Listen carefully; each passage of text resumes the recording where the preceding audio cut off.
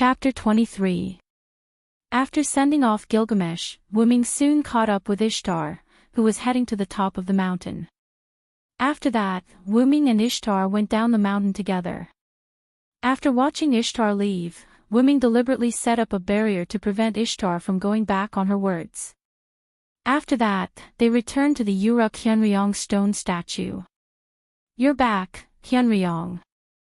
The young Gilgamesh sat in front of the stone statue and looked at the vast sky. "Yes, I'm back.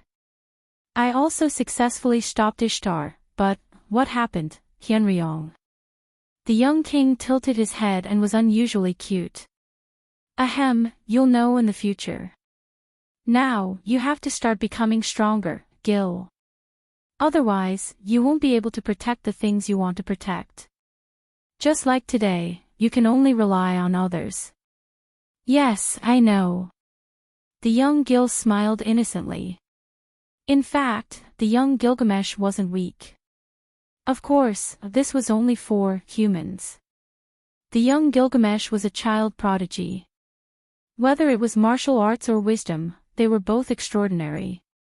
But, in the future, you will face all the gods in the sky. Without great power, you won't be able to compete with them. Gilgamesh wasn't an idiot. He was naive now, but he wasn't stupid. For magic, you should continue to ask your mother for advice. For martial arts, I'll take care of it, but the stone statue that Wuming was attached to emitted a terrifying aura. "If you don't take this teaching seriously, you'll die."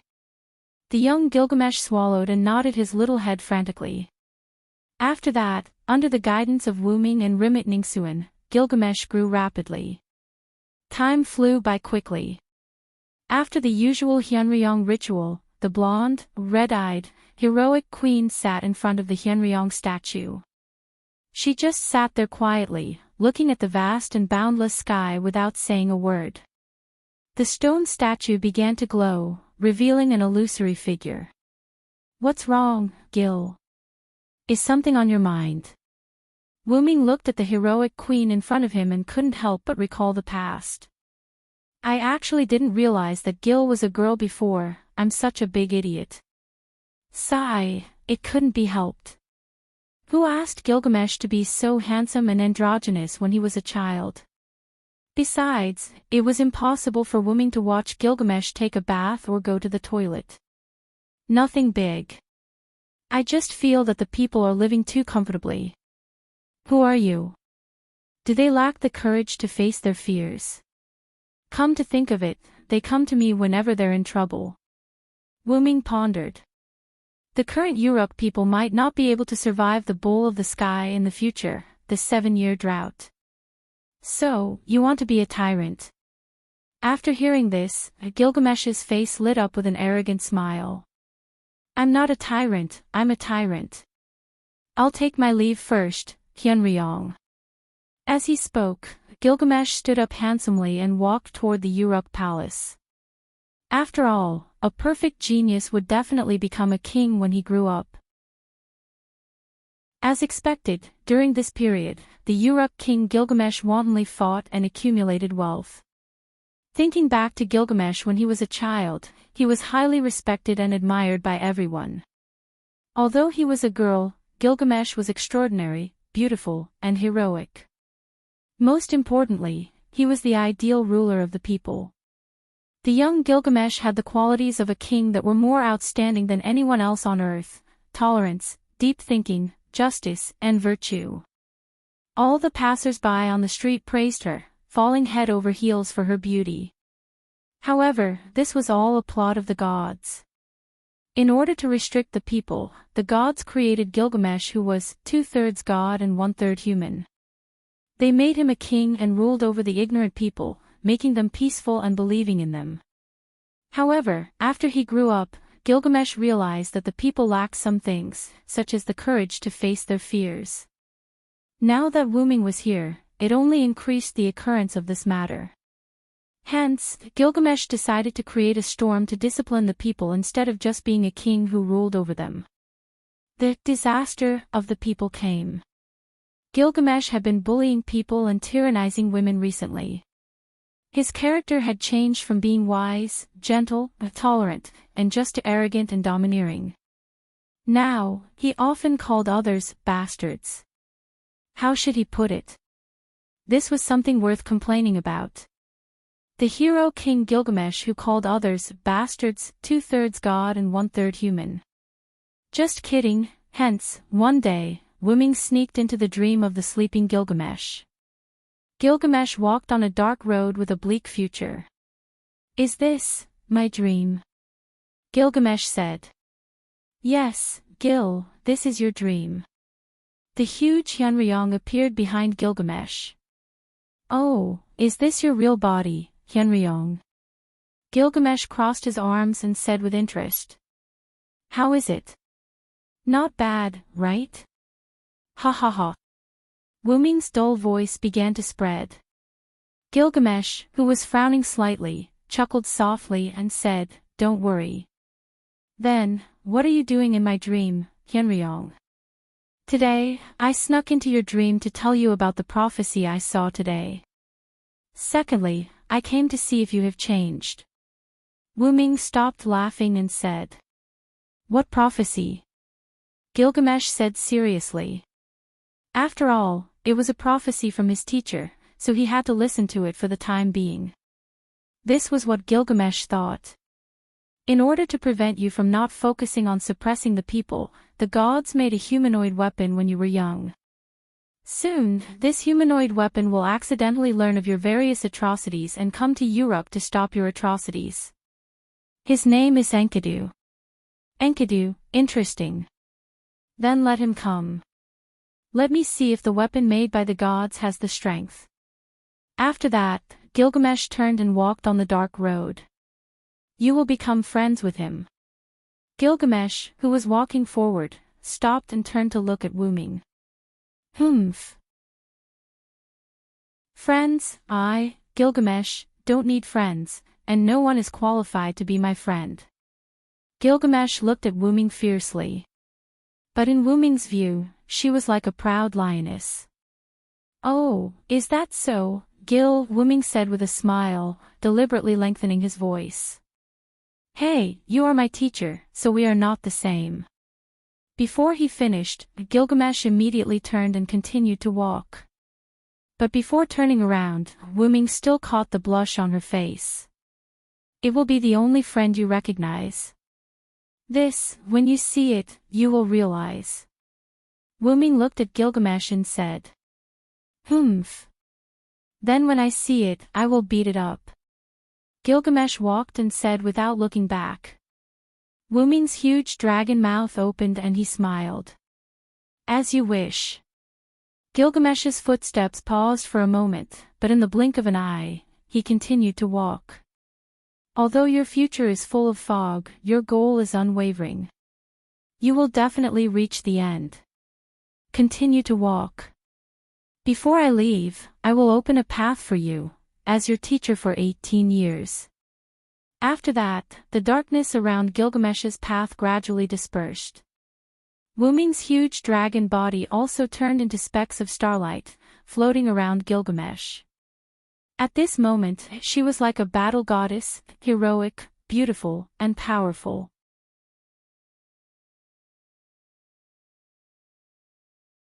I know, this king will be a little more serious later, just a little more." Gilgamesh's face showed an expression that said, "I'll hit it a little more gently." Sure enough, Wuming had already thought of Gilgamesh's awkwardness when he realized that he couldn't do anything to Enkidu for a while. "Then I wish you good luck, Gil." The puppet dragon lay on Gilgamesh's head with a happy face. "Hey, you can only lie there for a while, this king will go and meet that guy later." Yes, Wuming found that Gilgamesh would only reveal her young girl's heart when she was alone with him. She showed the attitude of an ordinary person, not a king or a tyrant, noble, cruel, arrogant, and powerful. Wuming didn't want to see Gilgamesh as a king, which made him think of Artoria. However, Wuming knew that Gilgamesh was a real king, an impeccable one. He didn't want Artoria to abandon her gender and only protect her people with her sword. Gilgamesh wouldn't hide her gender. On the contrary, she would openly tell the people and lead them in two contradictory ways, which were full of warmth and cruelty. It had to be said that Gilgamesh was much better at being a king than Artoria. Artoria was only suitable to be a knight. Of course, this was only Wu Ming's personal opinion. No matter what, as long as they wanted to, Wu Ming would open a path for them. Wu Ming came back to his senses and cleared his mind. Looking at the busy streets and the worried people, Wu Ming said, "I think Enkidu will come back to you in the name of the people." Gilgamesh crossed his long legs, drank the wine, and said with a smile, "Ha! Then let him come. This king is worried that no one can entertain this king." Gilgamesh took a sip of the wine in the fancy wine glass and savored it carefully. "Hyunryong, do you want a sip?" Gilgamesh raised the glass and said to Wu Ming, who was on top of his head, "Forget it. This puppet doesn't have feelings. It doesn't matter if I drink or not." After saying that, Wu Ming seemed to have sensed something.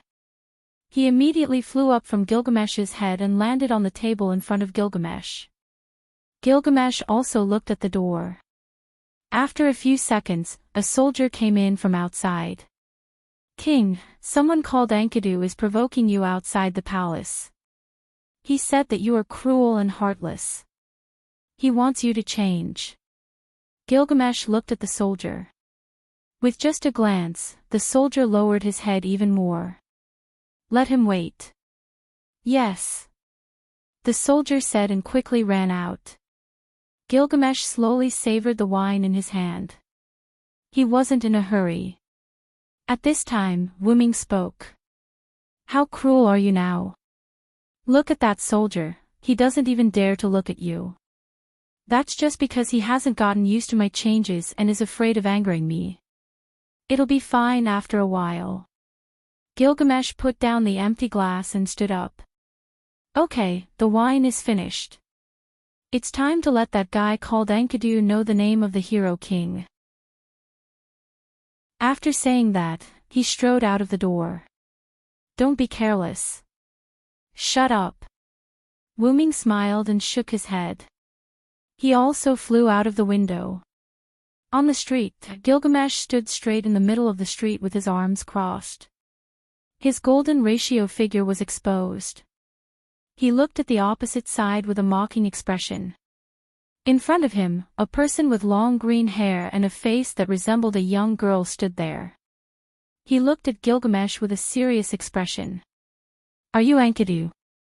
Are you the hero king, Gilgamesh?" The two sentences that were said at almost the same time collided with each other, forming an invisible pressure in the air. "Ha! Interesting. Let me see what you're made of. Bastard." Chapter 25. However, this isn't the place to fight. Come with me. After saying that, she walked towards the stone statue. After all, this was her country, her territory. She couldn't afford to lose anything. After a while, the two of them met in front of the Hyunryong stone statue. When Gilgamesh and Enkidu arrived, Wu Ming had already transferred his consciousness into the stone statue. After the two of them arrived, Wu Ming used the Lune runes to create a barrier to protect the sacrificial altar from being destroyed. "Then, let me ask you something. What are you here for? Are you here to teach me a lesson?" Gilgamesh sneered.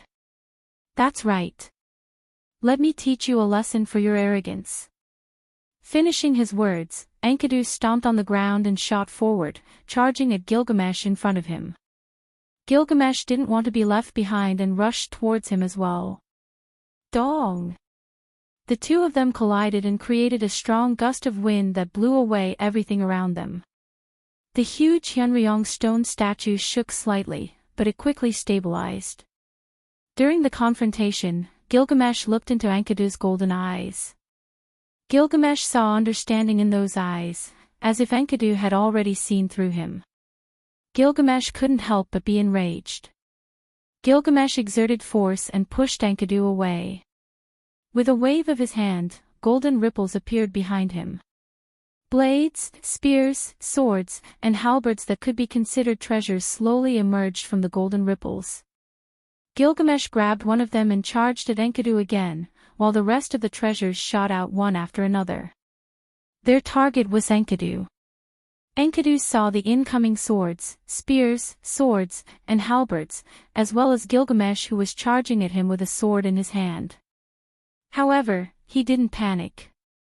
He only touched the ground with one hand, and in an instant, swords made of mud appeared from the ground. Enkidu grabbed one of them and charged at Gilgamesh. Bam, bam, bam, bam, bam. One by one, the treasures collided with the treasures made of earth, creating sonic booms. Gilgamesh and Enki were also engaged in battle. Saber chi and sword chi swirled in the air. Slowly, Wuming's protection started to lose its effect. The Lune runes were violently destroyed, and cracks appeared on the ground. Ridiculous. You're just a piece of mud and pebble. How dare you compare yourself to me? Gilgamesh seemed to have met an evenly matched opponent. At this moment, Gilgamesh's face was filled with shock and anger. Enkidu didn't say anything. Instead, he faced Gilgamesh's endless attacks. Bam! Bam! Bam! Bam! Bam! Bam! Bam! Bam! Gilgamesh and Enkidu's fight became more and more intense. Wuming, who possessed the Hyunryong stone statue, was speechless. Just like that, Gilgamesh and Enkidu fought on the Hyunryong sacrificial altar for an entire day. The sounds of swords clashing echoed throughout the Uruk, making the Uruk citizens very uneasy. Finally, the sounds of swords and sabers stopped. At the same time, Wuming's other doll also picked up Enkidu. Compared to the noisy Gilgamesh, Enkidu was much more obedient. Look at Enkidu, he's so obedient. You should behave yourself too. I don't need you to care about me, hurry up and put me down. Also, why are you using such a young doll, you old monster who has lived for who knows how many years? Although Gilgamesh said that he didn't want to, when he heard the other Wuming's dolls say that Enkidu was obedient, he also sat down and stopped making a fuss. However, his face became even redder. That's really sad. I'm not even a newborn in my race. Wuming's doppelganger controlled the two dolls and spoke as they walked. Enkidu, who was lying quietly in Wuming's arms, looked at the male version of Gilgamesh face and thought, what a warm embrace, is this the legendary origin dragon? Accompanied by the noise of Wuming and Gilgamesh, Wuming, who used the Lune rune to hide Gilgamesh and Enkidu, returned to the palace with Gilgamesh and Enkidu. After that, the Uruk spread the news that Enkidu, who challenged the tyrant Gilgamesh, was recruited by Hyunryong as a sacrifice. The sacrifice Enkidu would be stationed at the Hyunryong sacrificial altar. Chapter 26. After crossing the Tigris River, Gilgamesh and Enkidu walked into a mountain called Zagros Mountain. The mountain was filled with cedar trees. Since Fanbaba, the mythical creature of the forest, lived here, these cedar trees were growing very well. There were also signs of small animals moving around in the cedar forest. So this is the cedar forest where Fanbaba lives. What a beautiful scenery. It seems like Fanbaba lives up to its name as the mythical creature of the forest. Gilgamesh complimented without hesitation. Gilgamesh was never stingy with his compliments. Yes, I passed by this place when I was traveling. Although Fanbaba is a mythical creature, Fanbaba is not as ferocious as other mythical creatures. It only lives here quietly, guarding countless treasures. No one knows where it came from. I have never even heard of which mythical creature it is. Enkidu explained. Let's go. Let's deal with Fanbaba first. We'll talk about the Hyunryong relic and the wood later. Gilgamesh said and started walking deeper into the forest. Enkidu hesitated for a while. He wanted to say something but gave up after giving it some thought. The two of them walked through the dense forest and arrived at an open space. They saw a gigantic mythical creature that was filled with the aura of the forest. The mythical creature was covered with green fur. Its head was like a deer's and its two huge antlers were like swords. Its body was like a bear's, but its gigantic body did not look barbaric. Instead, it gave off a special feeling of tranquility. "That's a mythical creature," Gilgamesh said in disbelief. "Yes, that's indeed the mythical creature of the forest, Funbaba. I was shocked when I first saw it." Although Funbaba is a mythical creature, for some unknown reason, Funbaba is not as ferocious as other mythical creatures. Enkidu explained to Gilgamesh. "However, Gil, if our opponent is Funbaba, we can actually talk to it," Enkidu said thoughtfully. What do you mean?" Gilgamesh asked in confusion. "Funbaba has a gentle temperament. If you don't provoke it, it's actually a very easy magical beast to get along with. Because the fir forest is too lush, some people once got lost in this forest. They were all let out of the forest by Funbaba. This is also the reason why Funbaba is said to be the divine beast of the forest." Enkidu turned to look at Funbaba and continued. "If it were me, I might be able to ask Funbaba to hand over the treasures and Hyunryong's relic. I might even be able to bring some fir trees back to Uruk. We can protect the forest's mythological beast, Funbaba, and also complete our mission. Isn't this the best of both worlds?" After saying that, Gilgamesh looked at Enkidu happily. Gil, why are you looking at me like that? Is there a problem?" Gilgamesh crossed his arms in front of his chest and said happily. "As expected, Enkidu, you're becoming more and more like a human." Really? The reason why humans are called humans is because they have things that they need to protect.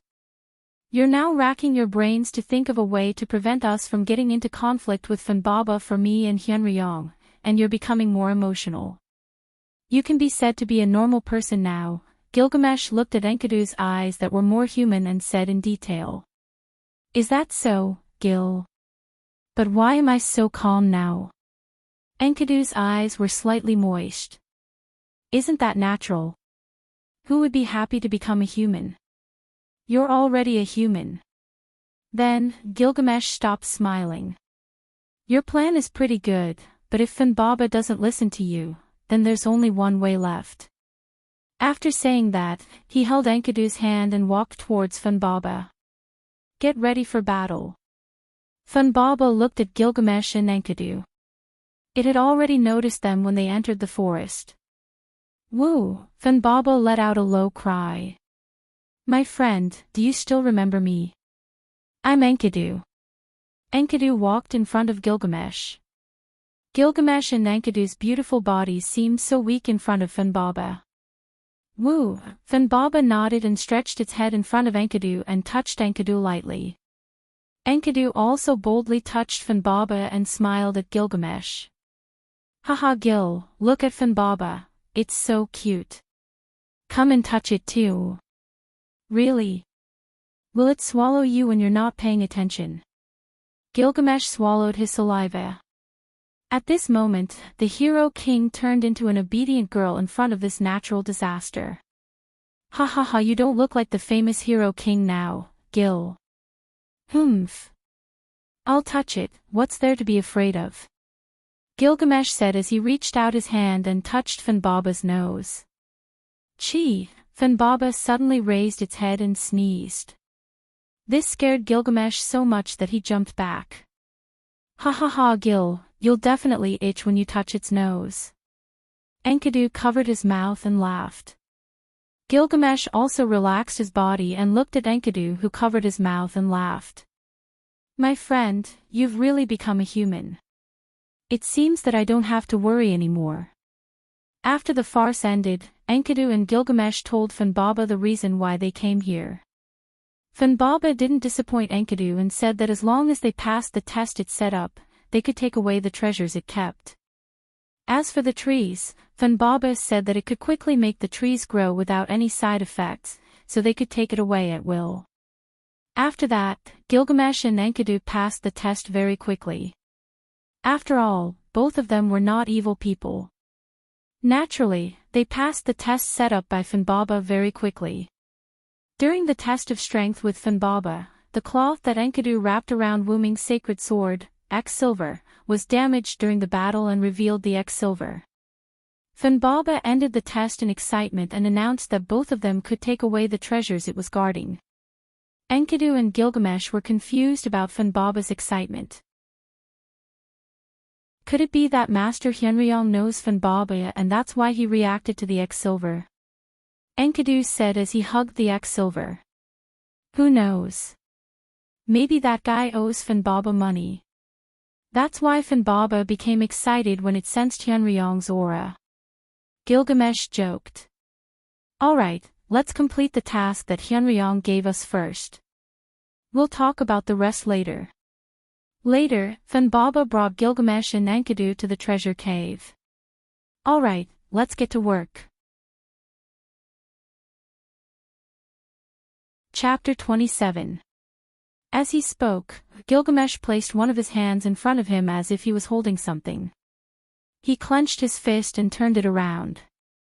After a series of mechanical clicks, a strange sword appeared in Gilgamesh's hand.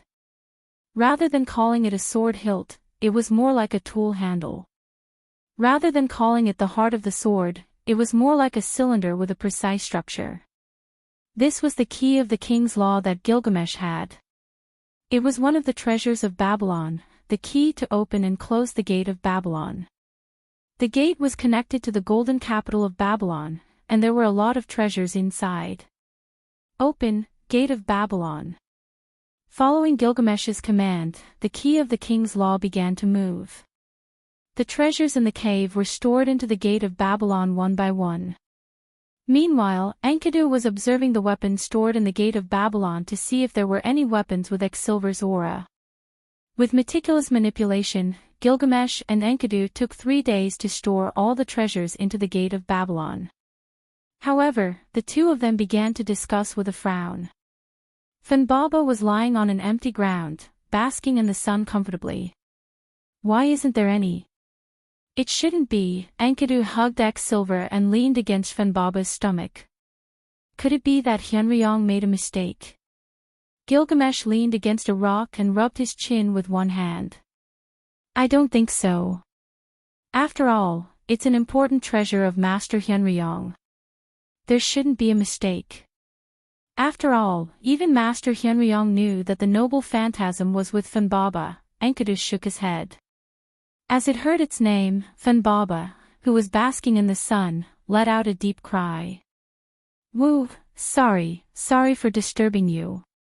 Ugh, after coaxing Funbaba to sleep, Gilgamesh complained. Enkidu, why don't I see you being so nice to me? Gilgamesh looked at Enkidu with resentment. Alright, let's not make a fuss. This is the first mission Hyunryong Sama has given us. We have to complete it seriously. Hyunryong wouldn't set up a question that can't be answered. Since he asked us to come here, it must be here. Gilgamesh and Enkidu fell silent and began to think. The sun slowly moved to the center. At this moment, Gilgamesh seemed to have realized something and suddenly said. By the way, do you remember what Hyunryong said about the mission? What did he say? Isn't it to defeat Funbaba and retrieve the noble relic? Enkidu seemed to have realized something too. Are you saying that the key to the problem is Funbaba? Enkidu asked. Yes, think about it. Hyunryong said to defeat Funbaba, retrieve the noble relic, retrieve the treasure, retrieve the tree, and return to Uruk. In other words, Hyunryong didn't say that his noble relic is in the treasure that Funbaba is guarding. It's on Funbaba's body. Gilgamesh and Enkidu looked at Funbaba who was sleeping soundly. But, where is Hyunryong Sama's noble relic on Funbaba? Its body is so big, there's no place to hide it. It can't be. It was eaten by Funbaba, or... Gilgamesh finished Enkidu's sentence. Funbaba is the noble relic. Now that I think about it, it's possible. After all, Hyunryong Sama said to defeat Funbaba and retrieve the noble relic. There's a high possibility that Funbaba is Hyunryong's noble relic. This fits the reason why Funbaba suddenly appeared here. As if the mystery was solved, Gilgamesh and Enkidu let out a sigh of relief. The problem now is how to retrieve the noble relic. After all, it's impossible for us to kill Funbaba, but we can't let Funbaba follow us back to Uruk.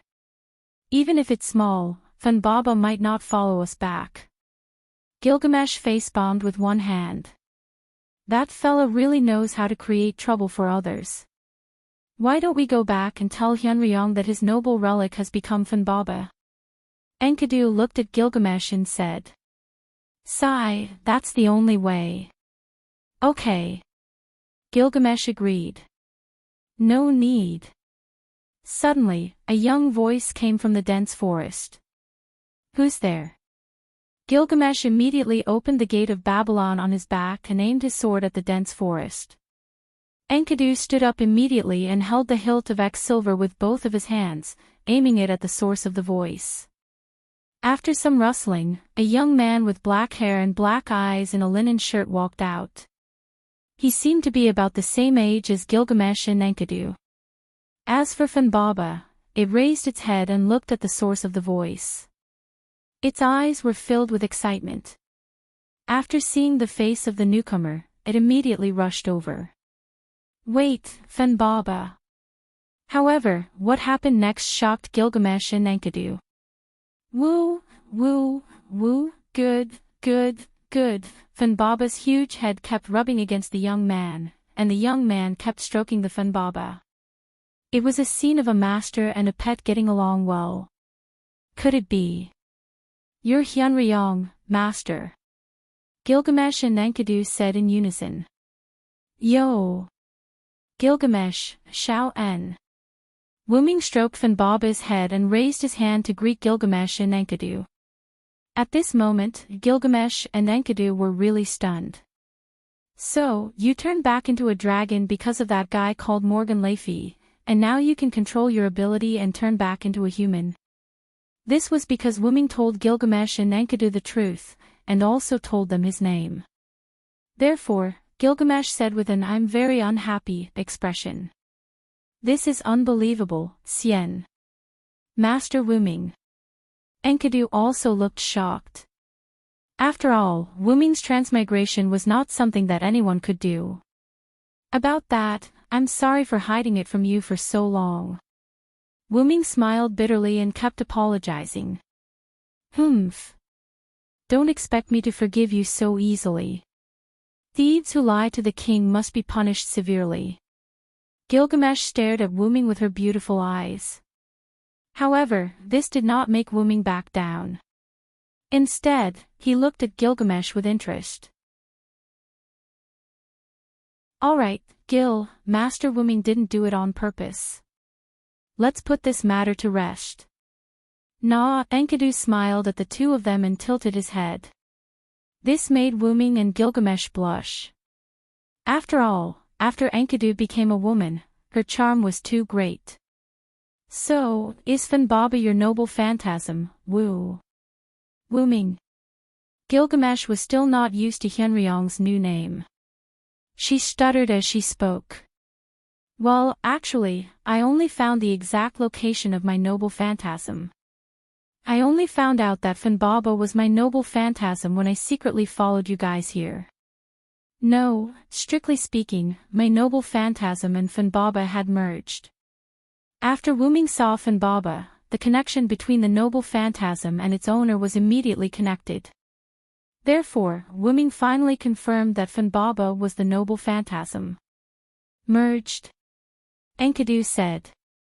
Yes, although I don't know, Funbaba is my Yggdrasil. After saying that, Funbaba rubbed Wuming again. Alright, let's go back. Funbaba can continue to stay here. Wuming also hoped that his noble phantasm would be more flexible. Therefore, he decided to leave Finbaba in the fir forest for the time being. Gilgamesh and Enkidu looked at each other and sighed. They did not say anything. After all, they had been busy for a few days because of Wuming's noble phantasm. Wuming asked Finbaba to create a large number of trees. After that, Gilgamesh and Enkidu brought a large amount of wood back to Uruk. Meanwhile, Wuming transformed back into his dragon form and returned to the mountain palace. Chapter 28. After Gilgamesh and Enkidu returned to the Uruk with the wood, the news that the king had defeated the mythical beast of the forest, Finbaba, obtained countless treasures, and returned with a large amount of wood began to spread like wildfire in Mesopotamia. It was as if someone was deliberately pushing the news. Of course, it was Wuming who pushed the news behind the scenes. His purpose was naturally to create prestige for Gilgamesh. As for Wuming, ever since he returned to his stone palace in the mountains, he had been staying at home and never came out again. However, Wuming would occasionally observe the Uruk through the statue of Hyunryong. To be honest, although Gilgamesh's rule had become brutal, the living conditions of the Uruk had become better. On a very peaceful day, a slight earthquake suddenly occurred in the Uruk. Half a day later, a god descended upon the Uruk. Because it was the year 2600 BC, although it was the end of the gods' era, there were still gods descending. In the gods' era, it was very rare for gods to descend. However, the ceremony still had to be held. Just as people were preparing the ceremony for this god directly rushed into Hyunryong's temple of worship. Dong! Suddenly, this god broke a hole in the roof of the temple. Hyunryong! Come out! A voice filled with seduction was heard. Goddess Ishtar, please don't make a ruckus in Hyunryong's temple. Also, please pay for the broken roof after you leave. As the chief priest, Enkidu slowly walked out from the temple. It's you. Humph. Where's Hyunryong? Hurry up and ask him to come out and pay for his debt. Ishtar angrily said to Enkidu while floating in the air on the legendary heavenly boat, Anna. However, Ishtar seemed to have recognized Enkidu. Lord Hyunryong is here. If you're sincere, you can see him. If you're not sincere, you can't see him. Enkidu seemed to hate Ishtar very much, and his tone was very unpleasant. I don't care if he's sincere or not. If he doesn't come out, I'll smash his temple. Ishtar looked like she was about to fight, as if she was really going to smash this place. Who is it? Why are you so angry? Oh, it's Ishtar. What brings you here? A shadow appeared on the statue in the center, and Wuming temporarily possessed it. Hyunryong. But the hero king you mentioned was a boy. Why is he a girl now? Ishtar angrily roared as if she had been deceived. Ahem, I thought you would come to me earlier. However, I was also kept in the dark about this. I didn't know that Gilgamesh was a girl. After all, Gilgamesh was only 3 years old when you met her. The shadow flickered. Wuming guessed that with Ishtar's personality, she must have gotten into some trouble that caused her to not pay attention to the Uruk for the past few years. To be honest, the past few years were just a nap for a god. Humph. Let me tell you, I've already destroyed Abifu Mountain. This is only the interest. However, there was still a lingering charm on his face that couldn't dissipate. How? How could that be? Right. Right, Gil, why did you come to the lookout hole? Yeah, Gil, did you miss me? Wuming also asked. No, to be precise, he was teasing him. Who would miss you? You narcissist. This made Gilgamesh's face turn red. However, he didn't care about what Gilgamesh had noticed before. I saw a stream of light crash into the lookout hole. I instantly guessed that it was Ishtar. However, what is she doing here? Although she is the Uruk city god, she hasn't appeared for a long time. I thought that guy was dead, Gilgamesh said with an arrogant expression. Wuming bet that if Ishtar heard this, she would definitely go crazy. She's here to settle old scores. She used the incident at Abifu Mountain many years ago to blackmail you. She said that she wants you to be her servant. Wuming said indifferently. What? Who does she think she is? She wants this king to be her servant. I am the hero king. How dare she humiliate me like this? Sure enough, there are no good gods. Gilgamesh was angry when he heard this. He also glared at Wuming. What does it have to do with me? Wuming thought. Although Ishtar was scared away by me, she must have gone to find her father god. With the gods' love for Ishtar, plus the relationship between Enkidu and Gilgamesh, the gods will definitely take advantage of this opportunity. This time, the Uruk may face a disaster. Wuming frowned and said. Wuming, Sama is right. I even suspect that Ishtar came to ask for Gil because of Father God Enkidu's idea. He wants to bring back Gil, who is the Sky Wedge. Enkidu's words were not unreasonable. After all, Enkidu's mission when he came to the Uruk was to bring Gilgamesh back to the gods. Well, I know. I will pay attention to the Uruk during this time. There is no other way. Just act according to the situation. Wuming looked at the stormy weather outside and said slowly. The Uruk is going to change. Chapter 29. Ever since Ishtar left, Wuming had started to set up various enchantments around the Uruk. After all, if the story of this world was the same as the one that Wuming knew, the mythical beast Sky Bull would descend soon. Although Gilgamesh and Enkidu had defeated the Sky Bull in the legends, the Sky Bull had wreaked havoc on the earth for 7 years. It was obvious how difficult it was to deal with a divine beast like the Sky Bull. After finishing the last rune, Wuming stood up. If that's the case, we should be able to reduce the Sky Bull's calamity. Wuming looked in the direction of the Uruk palace. I wonder how Gil and Shaoan's preparations are going. After Ishtar left, he helplessly told the two of them to prepare a chain to capture the bull of the sky. Since Enkidu was a man-made weapon, he volunteered to refine his own body. Because the purpose of my creation is to become Gil, who has 2/3 of his divinity, so my attribute is to restrain a god. Using my body to refine a chain will definitely be able to deal with a god. For the sake of the overall situation, and the fact that Enkidu's body wasn't severely damaged, Wuming decided to let Gil and Enkidu prepare to cast the chains, while Wuming carved the Lune runes to protect the Uruk. I think the god-opposing chains should be almost complete. After saying that, Wuming's figure flashed and disappeared. In the secret chamber of the Uruk palace, Gilgamesh and Enkidu continued to add their own magic power to the flame in the center of the secret room. A chain-like object was surging in the flame like a fire dragon. Suddenly, an illusion appeared in the room. After the illusion disappeared, Wuming's figure appeared in the room. Wuming, sir. Gilgamesh and Enkidu's eyes lit up. Is the chain completed? Wuming looked at the two of them. We're just one step away from dripping our blood into it, Enkidu replied. Let's start quickly.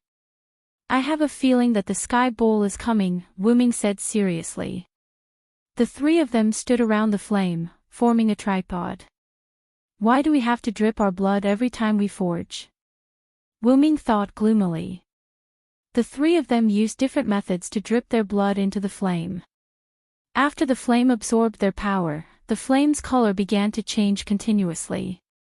In the end, the flame's continuously changing color was absorbed into the chain. The chain rolled violently, and after waiting for a moment, the flame was extinguished. A silver chain with 2 golden wedges floated in the air. Wuming stretched out his hand, and the chain quickly flew into Wuming's hand like a bird returning to its nest. From now on, you'll be called Heaven's Chain, Enkidu, Wuming said. He ignored Gilgamesh and Enkidu's shocked expressions. After saying that, he threw the chain to Gilgamesh. After catching it in a hurry, Gilgamesh glared at him. What are you doing? Aren't you holding it? What if the sky bull comes? Wuming shook his head and said. This chain is for you to use, Gil. Wuming continued. Because Enkidu can't participate in the battle, I'm going to return to my dragon form to deal with the sky bull. Is that okay? Will it cause any harm to your body, Lord Wuming? Enkidu asked with concern. Wuming had told Gilgamesh and Enkidu the reason why Enkidu couldn't participate in the battle. In that case, Gilgamesh and Wuming would be the ones to deal with the sky bull. Even if the gods wanted to punish Gilgamesh, they wouldn't be able to do it. After all, they needed a king that could connect the gods and humans, and Gilgamesh was not a candidate. As for Wuming, as the origin dragon, the gods were just ants.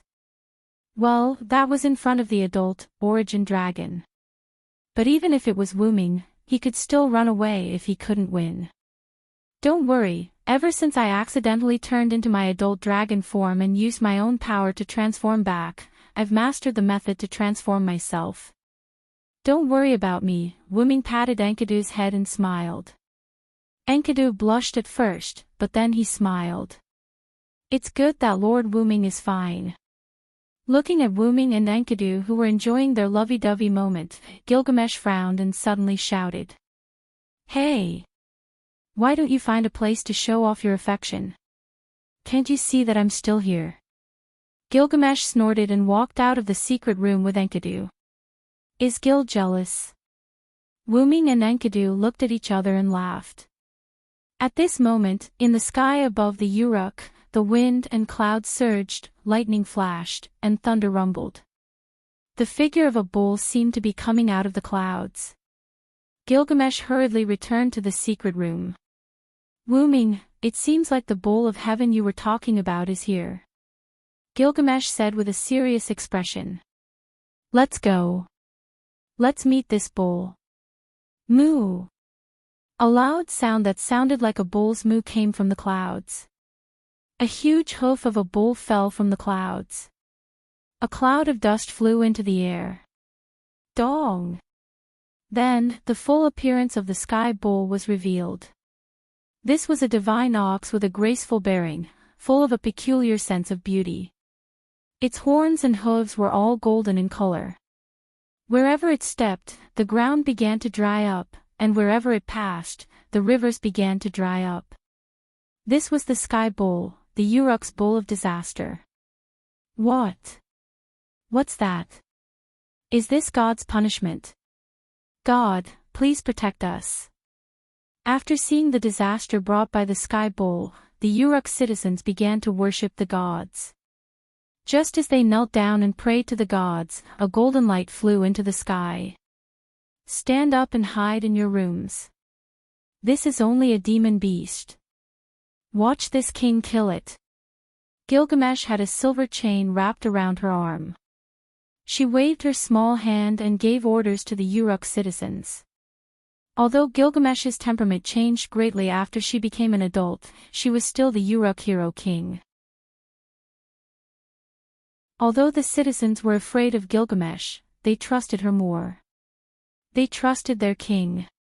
After the citizens hid, the chain on Gilgamesh's hand began to dance in the air. Crash! After the sound of chains colliding, the sky bull was tightly bound by the Enkidu. The sky bull couldn't help but howl angrily. Moo! It was hard to say whether the sky bull was powerful or the Enkidu was weak. The sky bull was breaking free from the Enkidu bit by bit.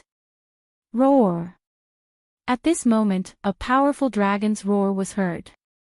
A silver-white, noble, and mysterious dragon flew towards the direction of the bull of heaven. At this moment, the bolder Uruk citizens began to pay attention to this disaster. That's Lord Hyunryong.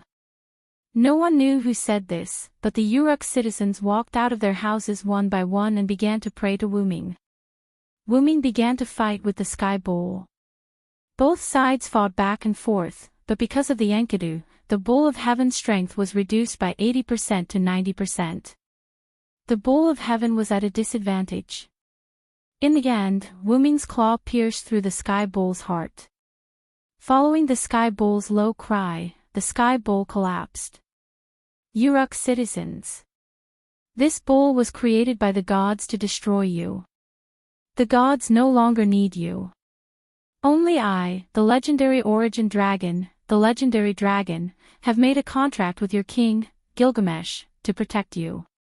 Remember my words and worship your king. Hero King.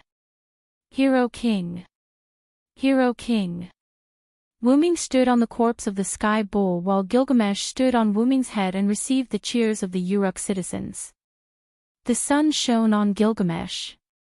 At this moment, she was like a saintess, beautiful and powerful.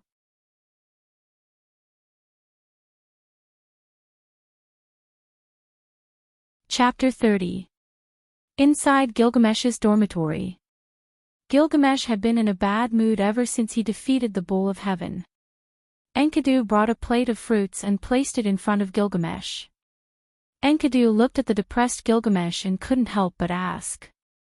What's wrong, Gil? You've been like this ever since you defeated the Bull of Heaven. Gilgamesh picked up a piece of fruit and bit into it. Sai Wuming was the one who took the credit for defeating the Bull of Heaven, but in the end, he let me receive the cheers of the people. If it wasn't for the Uruk, I wouldn't have accepted this kind of stolen credit.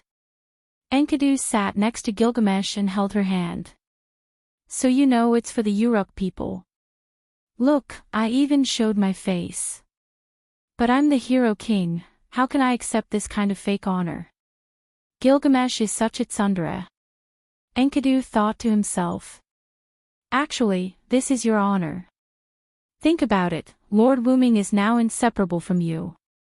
You're bound together for good or ill. It can be said that the two of you are now united. Don't you feel happy? Enkidu asked with a smile. Yes, Lord Wuming. Together. Together. Who wants to be with him? But if you think about it carefully, for the sake of the Uruk, I'll reluctantly accept it. Wuming Sama was right, Gilgamesh is indeed the easiest woman to deal with in the entire Uruk. Enkidu thought. Oh right, where's the Bull of Heaven's corpse? Where did Wuming put it? Gilgamesh asked curiously. Master Wuming said that the Sky Bull's body is full of treasures. According to Master Wuming, the corpse of the Sky Bull has been sealed with a magic scroll for future use. Enkidu said as he wiped the cold sweat off his forehead. Why didn't I realize that Lord Wuming was so thrifty, by the way, Enkidu? Yes. What's wrong, Gil? As he spoke, Gilgamesh opened the gate of Babylon behind him, or rather, the gate of Babylon, and reached his hand into it as if he was groping for something. A moment later, a silver chain appeared in Gilgamesh's hand. The chain is... Here, your stuff. After all, it was a chain forged from a part of Enkidu's body, so Gilgamesh believed that its owner was Enkidu. However, in this situation, Enkidu only smiled and pushed his hand away, rejecting Gilgamesh. This is the proof of our friendship. It belongs to you, Gil. Gilgamesh also smiled. I knew you would say that. However, this chain is more useful to Wuming, so I've decided to give it to him. Gilgamesh's words stunned Enkidu. That's right, as the origin dragon, Lord Wuming will definitely have countless adventures in the future. As a divine weapon, Enkidu will definitely be very useful. Gil, take this Enkidu. As for Master Wuming, I'll think of something. As he finished speaking, Enkidu's gaze became firm. Gilgamesh seemed to have noticed something. After a moment of silence, he sighed. You've decided. A few days later. Ishtar drove the heavenly ship Anna to the Hyunryong Palace once again. However, this time, Ishtar's attitude was very respectful. Although Enkidu did not like Ishtar, she still came to Wuming respectfully. Enkidu led Ishtar to the Hyunryong statue. Master Hyunryong, even if you win this time, can you return the corpse of the heavenly bull to me? An unnatural smile appeared on Ishtar's beautiful face. However, even if it was a forced smile, Ishtar was still a goddess of beauty. The figure of the Hyunryong statue appeared. Cough. You know, I've been hungry for a long time. Now that I saw such a big guy, I was excited and ate it. Sorry. Wuming said with a, "I'm not full yet" expression. Hee hee. You really know how to joke, Master Hyunryong. However, there's something I have to tell you. Enkidu is my father's child, so... Ishtar smiled mysteriously. Then, she immediately flew away from the Hyunryong sacrificial palace on the heavenly ship Anna. The dragon figure changed, and Wuming landed on the ground. Wuming looked at Ishtar's back as she left. He could not get over it for a long time. Could it be that the gods are going to attack you? Enkidu, who was standing at the side, only smiled calmly after hearing this. That beautiful face made Wuming feel like he was a god. Master Wuming, don't worry. Although I'm still a divine weapon created by the gods, because of you, I've become the human girl Enkidu. Enkidu leaned close to Wuming and hugged him. Enkidu is willing to become the heavenly lock and accompany you. Please forgive my willfulness, Master Wuming. After a while, Wuming also hugged Enkidu. You're such a silly girl. Gilgamesh stood outside the Hyunryong palace with his back against the wall. He looked at the sky. I wish you happiness, my friend. 3 days later, the gods used the chain used to subdue the heavenly bull for Enkidu. Gilgamesh and Hyunryong were essential figures in the Uruk. They decided to punish Enkidu by turning her back into dirt and returning her to the earth. Ever since the Uruk high priest Enkidu disappeared, the newly appointed high priest Du Shili discovered that there was an additional silver chain on the stone statue of Hyunryong. Because the stone statue was lifelike, and the silver chain made it look even more lively. Because of the pain of his friend's departure and the revelation given by Hyunryong, the Uruk king Gilgamesh abandoned his people and began his journey to find the immortal grass of immortality. After going through untold hardships to obtain the immortal grass, he was eaten by a snake because of his carelessness. King Gilgamesh was enlightened and returned to the Uruk, which was still prosperous because of Hyunryong's protection. He focused on governing the Uruk and died a good death. Hyunryong also protected the Uruk until the connection between the people and the gods was severed. In the end, the people abandoned Hyunryong. Hyunryong also abandoned the humans and left the Uruk. In the end, the Uruk dynasty was destroyed. The legend of the origin dragon, Uruk Hyunryong, began in a new place.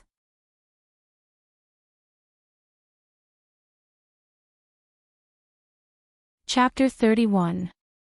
A huge dragon was flying in a colorful passage. A silver chain was wrapped around the dragon's arm. The wedges on both ends of the chain were swinging freely. While the dragon was flying, it noticed an unusually small energy source that was moving forward. Out of curiosity, the dragon rushed toward the energy source. What entered its sight was an energy ball. What's this? Wuming asked curiously. At the same time, Wuming's huge dragon claw grabbed at the energy source. Anyway, with the strength and characteristics of the root dragon's body, Wuming was not afraid of the spacetime turbulence or spacetime strangulation. Hence, Wuming boldly grabbed at the energy ball. Just as Wuming's dragon claw was about to touch the energy ball, it was as if the energy ball had reached its destination. A spacetime door appeared in front of the energy ball. Usually, the spacetime door would only appear when a certain existence reached a certain destination in the spacetime tunnel. Just like when Wuming first came into contact with the space-time tunnel when he first crossed over to the country of Shadow. That was also the entrance to the space-time tunnel. However, it did not open the space-time door. Instead, it sucked Wuming in. If nothing went wrong, this energy ball would enter the door. Interesting, Wuming's claw reached out and grabbed the energy ball. The energy ball seemed to have no consciousness. It followed Wuming's claw and slowly fused with Wuming. At the same time, a stream of knowledge-like memories surged into Wuming's mind. This is a game. Wuming was slightly surprised. After all, I've encountered such a strange thing. How can I not take a look? With that, Wuming entered the space-time door that opened and disappeared. Then, the space-time door closed as if it had never existed. Wuming opened his eyes. What entered his eyes was a huge hole. The hole was mainly dark. Flags of different designs were hung high on the ceiling. The top and the sides were covered with crystals that acted as light bulbs. Wuming was facing a huge, gorgeous door. A red carpet extended all the way to his feet. At this moment, Wuming was sitting on a crystal throne in his human form. The back of the throne extended all the way to the roof. The throne was on a platform with 3 steps. The carpet climbed up the steps to Wuming's throne. Below the platform stood an old man who looked like a butler. Behind him stood 6 maids in combat attire. Next to the throne, next to Wuming, there was a woman wearing a long white dress that covered her feet. There was a spiderweb-like golden silk ornament on her chest, and white silk gloves on her hands. Her beautiful black hair reached her waist, and there was a pair of white curved horns on both sides of her head. She looked like a demon, and there was a pair of black wings at the back of her waist.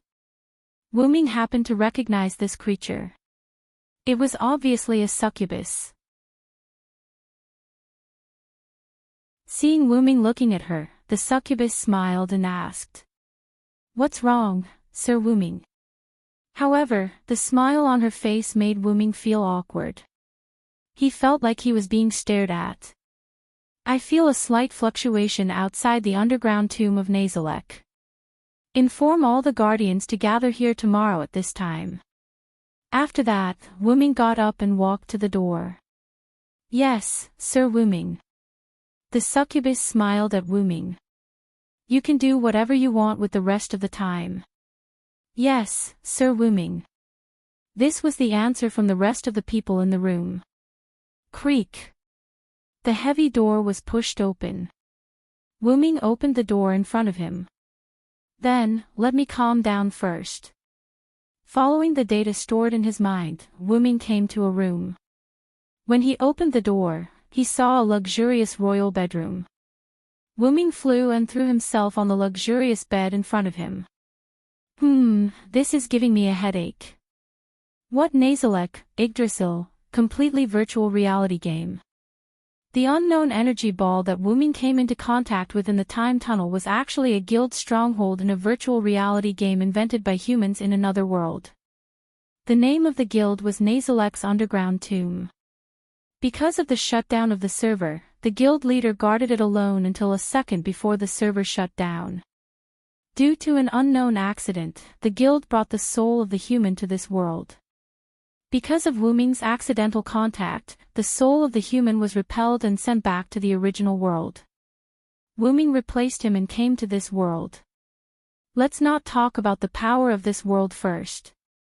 I'm very curious about what interesting things will happen when the game transforms into a physical object. For example, even if the resurrection was considered a miracle in the world of the moon, it should be very common in the game. Then, what will happen when the game transforms into a physical object? Wuming turned around and patted his arm. "Enkidu, are you okay?" A silver chain appeared on Wuming's arm, flashing with a faint golden light. "Yes, Master Wuming, I'm fine. I didn't expect to be able to travel with you." This chain was Enkidu's transformation. Previously in Uruk, Wuming used the Lune runes and his own transformation to successfully deceive the gods. After Enkidu used a secret technique to create the heaven lock, Enkidu, Wuming wrapped it around his hand. Rather than being put into Dragon's Nest, by Master Wuming, I'd rather be in Master Wuming's hand. Therefore, Wuming wrapped the heaven lock, Enkidu, around his hand. Wuming touched the heaven lock, Enkidu, and said slowly, "It's been hard on you, Xiao En. No, to be able to follow Master Wuming, I was created as a weapon. My wish is to be treated as a person by Master, to be loved by Master, and to be used by Master. Right now, I'm really happy." The heaven lock, Enkidu, flashed and spoke, revealing her everything. "Xiao En, go and rest first. It's your first time going through the space-time tunnel, so you're probably still not used to it." "Yes, Master Wuming, I'll go and rest first." As she spoke, the heaven lock, Enkidu, dimmed and became the same as a normal chain. "Then, let's take a look at this guild's information." As he spoke, Wuming closed his eyes and began to look at the data in his mind. After a long time, Wuming opened his eyes. "I see, this guild is quite interesting. The underground tomb of Nazalik was originally a checkpoint, but because it was conquered by the first members of Anzirgong, the system reward became a stronghold, which was a guild. After the modification of the members of Anzirgong's guild, it created the entire underground tomb of Nazalik, Anzirgong's large guild. I wonder how strong the otherworld Anzirgong transmigrated to is. I'll go and find out after tomorrow's meeting." As he spoke, Wuming fell asleep. Please don't dream of Merlin.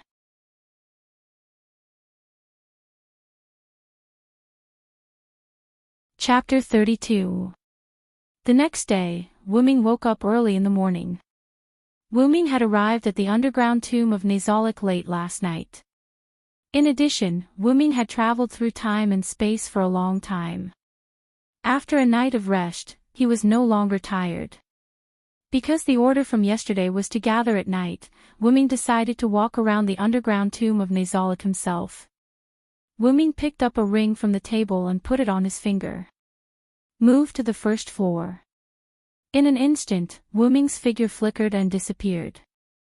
That ring was the guild ring of the underground tomb of Nazalik, Ains Wurgong. Other than entering the underground tomb of Nazalik to verify his identity, it also had the ability to move around the underground tomb of Nazalik without restriction. What entered his eyes was a hall filled with stone coffins. Stone pillars supported the hall and were evenly distributed around the hall. The stone coffins were also distributed according to the ratio. Wuming could clearly sense that every sarcophagus had a magical reaction, as well as the reactions of unseen creatures around them. They were probably the monsters guarding the first floor of the underground tomb of Nazalik. As expected of the underground tomb of Nazalik. Let's not talk about the strength of these monsters. Just looking at them is enough to scare people. Wuming didn't care about this and continued to walk toward the door of the hole. As soon as he walked out, he saw a slightly desolate courtyard. Although it was called a courtyard, it was actually a graveyard. Stone tablets were erected in the courtyard. Needless to say, the ground in the courtyard was filled with monsters. The courtyard was surrounded by a 3-meter-tall wall. In front of Wuming was the entrance to the graveyard. At this moment, it was daytime in this world. Wuming looked at the vast sky and couldn't help but sigh. As expected, no matter which world it is, the sky is beautiful. After staying on the first floor for a while, Wuming observed the second to the 8th floor. He had to admit that the people of Ains Wurgong had all kinds of strange tastes. There were a total of 10 levels in Nazalik's underground tomb. The first 3 levels were the graveyard, which fit the name of a tomb. The 4th floor was a massive underground lake. This floor was a little special, as there were no NPCs here. This was because the NPC on this floor was Graham, a large stone puppet with no self-awareness. Activating it required a lot of time. The 5th level was an ice field, where the cold winds were fierce and bone-chilling. The 6th floor was a jungle, but there was an arena in the middle of the jungle. The structure was very similar to the Colosseum in Rome. The 7th floor was a lava zone, and the temperature was frighteningly high. The 8th floor was a wasteland. The NPCs on this floor were also special. As for what was special about them, that would be explained later. The 9th floor, which was the floor where Wuming had slept last night, was a royal suite. After all, this was originally a guild stronghold in the game. Players would also enjoy it, so this floor was set up. The 10th floor was between the thrones that Wuming had been in when he arrived at the underground tomb of Nazalek yesterday. This floor was the room. It wasn't big and was only used for decoration. After all, the players discussed things on the 9th floor. The 10th floor was just a symbolic building. After strolling around, it was almost time for the scheduled gathering. Wuming directly teleported to the throne on the 10th floor. The scene in front of him changed, and Wuming arrived in front of the throne. There were all kinds of members of the opposite sex gathered under the throne. Demons, bugmen, dark elves, vampires, and so on. He saw the succubus who had served the throne yesterday arguing with a girl in a dark purple princess dress. The girl's skin was as pale as a corpse. Only the skin on her hands and face was exposed. The rest of her body was wrapped in clothes. Her silver hair was tied into a ponytail behind her head, and the princess dress on her lower body bulged like a cake. I remember. She seems to be the guardian of the 1st to 3rd floors. Because they saw Wuming's arrival, everyone quickly stood in a row. Everyone, offer your loyalty to the Supreme One. The succubus ordered, and the guardians began to kneel on one knee to greet Wuming. Guardian of the 1st, 2nd, and 3rd floors, Shadia Bradford. Greetings, Lord Wuming. The first was the girl who was arguing with the succubus. Guardian of the 5th floor, Cositas. Greetings, Lord Wuming. Cositas was a huge blue insect with iceberg-like armor on its back and shoulders. Guardian of the 6th floor, Jan Bella Fiora. Greetings, Lord Wuming. A dark elf who wore men's clothes and spoke cheerfully and looked like a boy. Same guardian of the 6th floor, Mare Bella Fiora. Greetings, Lord Wuming. This was a dark elf who wore women's clothes and spoke shyly and nervously, looking like a girl. The guardians of the 6th floor were a pair of dark elf twins. That's right, the older sister in men's clothes and the younger brother in women's clothes. If Wuming hadn't read the information, he wouldn't have thought that the nervous, shy, introverted mare in cute women's clothes was a boy. Guardian of the 7th floor, Demiurgos. Greetings, Lord Wuming. Demiurgos wore a British suit and had a metal tail on his back. The tip of the tail was burning with a faint black flame. He wore gold-rimmed glasses and had slightly pointed ears. If one didn't look at the tail behind him, anyone would think that he was an outstanding businessman. Chief Guardian, Yair Bella. Greetings, Lord Wuming. The succubus from yesterday, Yair Bella, lowered her head and reported to Wuming. What's going on? This gaze is comparable to Maeve's. I really don't know what the player who designed Yair Bella is doing. Other than the guardian of the 4th floor, Kagandua, and the guardian of the 8th floor, Victim, all the guardians of the other floors are in front of you. Supreme, please give the order. We will not hesitate to go through water and tread on fire. Wuming sat on the throne and looked at them quietly. After a moment, Wuming spoke. The main reason I called you here today is to tell you about the situation in the underground tomb of Nazalek. The guardians raised their heads slightly and looked up at Wuming. The underground tomb of Nazalek has been moved to another world due to an accident. Looking around at the guardians, Wuming continued. I took a look this morning. The underground tomb of Nazalek is on a plain. There are no signs of activity within a kilometer of it. This is undoubtedly a good thing. The reason why Wu Ming stayed on the first floor was because Wu Ming used magic to detect the surroundings of the tomb. As aberrations, if we were moved to a human gathering place, it would be troublesome. In the game Yggdrasil, there were only 3 races for players: humans, subhumans, and aberrations. Humans were categorized as dwarves, elves, and so on. Subhumans were categorized as goblins, ogres, and so on. As long as they were not humans or subhumans, they were all aberrations. For example, slimes, bugmen, demons, and so on. Of course, Wu Ming was a dragon in the minds of these NPCs. He used a secret technique to switch between human and dragon forms. From now on, the underground tomb of Nazalek is on the highest alert. Yes, Lord Wu Ming.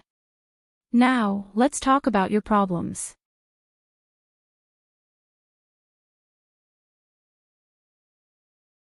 Chapter 33. There was a long hole in the wall in front of Wu Ming that looked like a cupboard.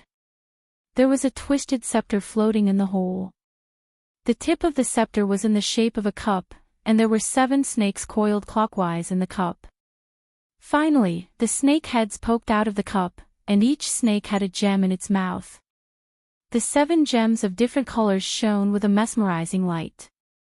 Wu Ming reached out his hand, and the scepter automatically floated into Wu Ming's hand. Holding the twisted scepter, Wu Ming looked at the twisted black and purple souls that appeared in the cup of the scepter.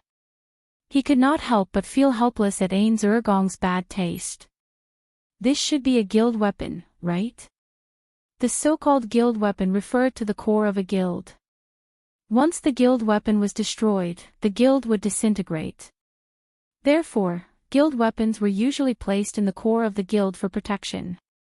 However, Ains Urgong's guild weapon was a powerful weapon. According to the information, the staff of Ains Urgong itself was a divine weapon. The 7 gems and the 7 snakes at the tip of the scepter were also rare divine weapons, and it was a set of equipment. The power of the 7 gems was not just 1 + 1 + 1 + 1 + 1 + 1 + 1 is equal to 7, but it was far greater than that.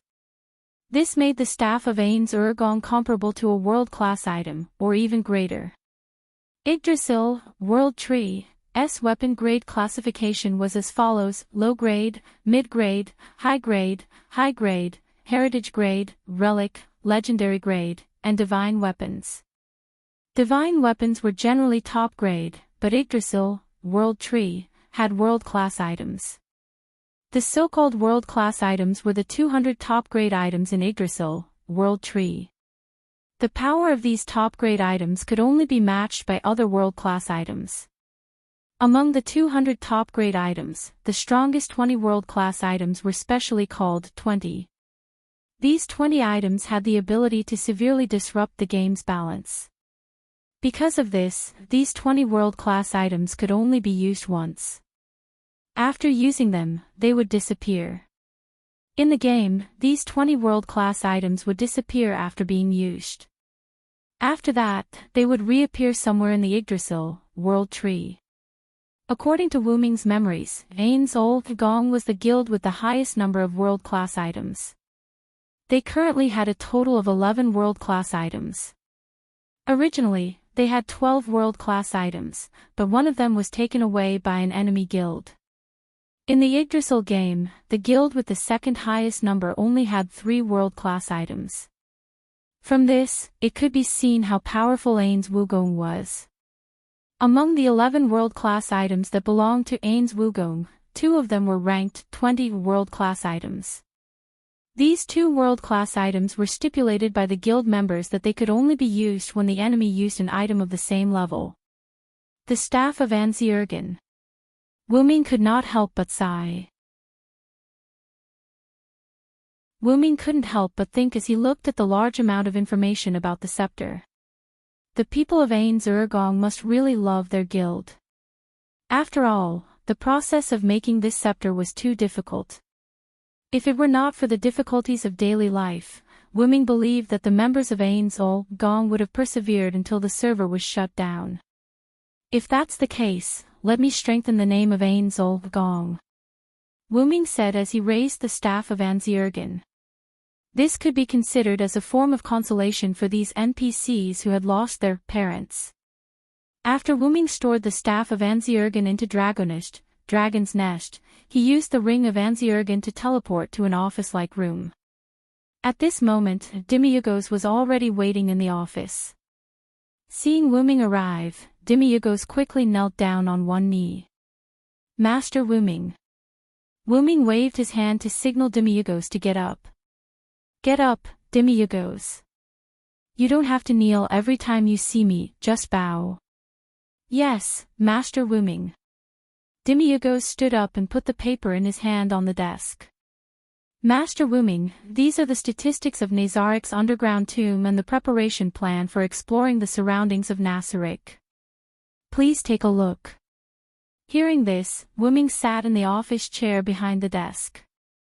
He picked up the information that Demiurgos had compiled and began to read.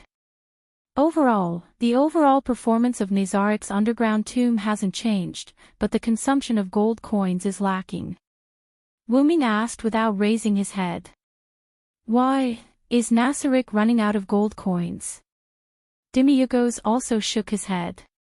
No, after the other guardians and I tested all of Nazarik's production performance, we only suffered a slight loss of gold coins. However, we can no longer obtain Yggdrasil, World Tree, gold coins. After a while, Nasarik will be in danger. I don't know if the gold coins of this world can be used for Nazarik's underground tomb, so I have stopped the consumption of unimportant gold coins. Wu Ming, who was still flipping through the information, heard this and the emblem on his arm flashed. Crash! A bag of jewelry and gold nuggets fell on the table. This is the treasure I collected from other places.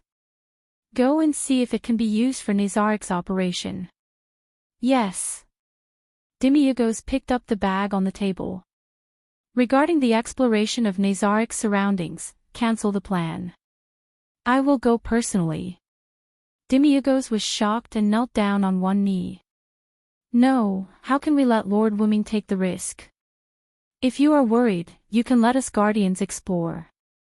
Please take back your order. Putting down the information, Wu Ming said helplessly. Don't worry, Demiurgos, I will bring my men. In the current situation, it is wise to send the highest combat power. If there is an existence that even I can't defeat, it will be useless even if you go. Lord Wu Ming, you also said that there is an existence that even you can't defeat, so it is wise for us to explore. After that, Wu Ming and Demiurgos did not speak. A moment later. Get up, Demiurgos, I have made up my mind. At worst, I will bring Yaerbed. Yaerbed was Nazarik's guardian, so he had the strongest defense. Whether it was his own defense or the protection of a specific person, Yaerbed had the strongest defense. Yes, Lord Wu Ming, I wish you the best of luck. That's all. The plan will be implemented in 3 days. Let's first operate Nasarik properly. Yes. Then please forgive me for taking my leave. Go ahead. Demiurgos turned around and left the office. After that, Wu Ming leaned on the soft back of the chair and let out a long sigh of relief. This is a different world, a different world. How can I not take the risk? I am a traveler. 3 days later. In the library on the 9th floor. Wu Ming was tidying up all kinds of magic books. After all, there were many practical spells in Yggdrasil, such as detection, anti-reconnaissance spells, and teleportation gates, which were more practical for Wu Ming. Alright, that's all for now. As expected of one of the strongest guilds, the members of Ains Wugong really can't be underestimated.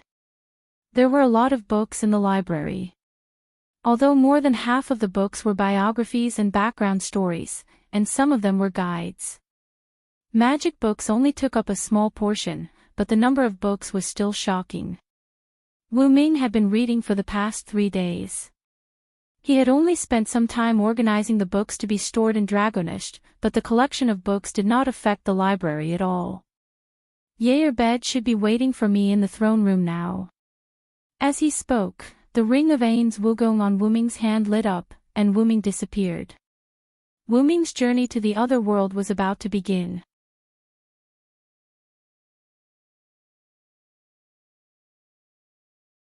Chapter 34. On the endless grassland, a green creature that looked like a bear or a deer was running. Taking a closer look, the creature carried two people on its back, a man and a woman. The man had black hair and black eyes. He was wearing Sumer-style clothes and looked very exotic. The woman had black hair and golden vertical pupils. She had two twisted horns on her head. She was wearing a white dress and had a pair of black wings behind her waist and abdomen. Although the woman was beautiful, she was obviously not human. What a strange magical beast, Lord Wuming. Yair Abed sat on Fanbaba's back and praised. Is that so? Is there no such magical beast in Yggdrasil? Wuming lay on Fanbaba's back and basked in the sun. Well, although there are similar magical beasts, I have never heard of weapons and equipment turning into magical beasts. That's right, Fanbaba was the magical beast Fanbaba that Wuming took away when he left Babylon. It had already fused with Yggdrasil. Because the grassland was relatively large, Demiyugos chose a mount for Wuming to travel on. After Wuming refused, he took Yggdrasil out of Dragonist and made it appear as Fanbaba. Under the amazed gaze of the guardians, Wuming held the hand of Yair Abed, who had no regrets in his life, and sat on Fanbaba's back. After that, before the guardians could react, Wuming used the ring to teleport to the first floor of the great underground tomb of Nasaric, directly avoiding the guards that the guardians had assigned to Wuming. In the midst of the chaos, Wuming successfully escaped from Nasaric with Yair Abed. Now that I think about it, I have to let them complain for a while when I go back. Wuming patted Fanbaba's back and said directly. Fanbaba, determine the direction of someone's life and move in that direction. Woo! Fanbaba let out a low cry and ran faster. Because of Fanbaba's special ability and Yggdrasil's ability, Fanbaba could control things with the wood attribute, including detection and so on. Therefore, Wuming handed the task of finding people around Nasaric to Fanbaba. By the way, just call me Villo in front of outsiders. Yes, Lord Wuming. Beta should lie down too. Fanbaba's back is very comfortable. Hearing this, Beta's eyes lit up, and his expression became terrifying. Yes. Lord Wuming. Hey. What are you doing? Lie over there, don't be afraid to lie on me. That won't do, Lord Wuming. In order to prevent an enemy attack, I have to stay close to protect him. I think you're just taking advantage of me. Go away. Lord Wuming, what the hell is going on? Fanbaba, who was running, shook its head helplessly like a human and increased its speed again. Soon, Fanbaba stopped in a forest that was not too dense. Wuming, who was on its back, panted tiredly. Beta, stop first. There's a situation in front. Beta's face was also flushed and he was panting heavily. Yes, Lord Wuming. Wuming got down from Fanbaba's back and wanted to walk forward. What's going on with Beta's character? Is the player who designed her a pervert? After getting rid of the messy thoughts in his heart, Wuming looked forward. Wuming took a closer look. Houses were lined up on a flat ground. There weren't many of them, only the number of a village. Although the houses were simple, they were full of vitality. However, the ground and walls of the village were now full of dark red liquid, which was disgusting. That's blood.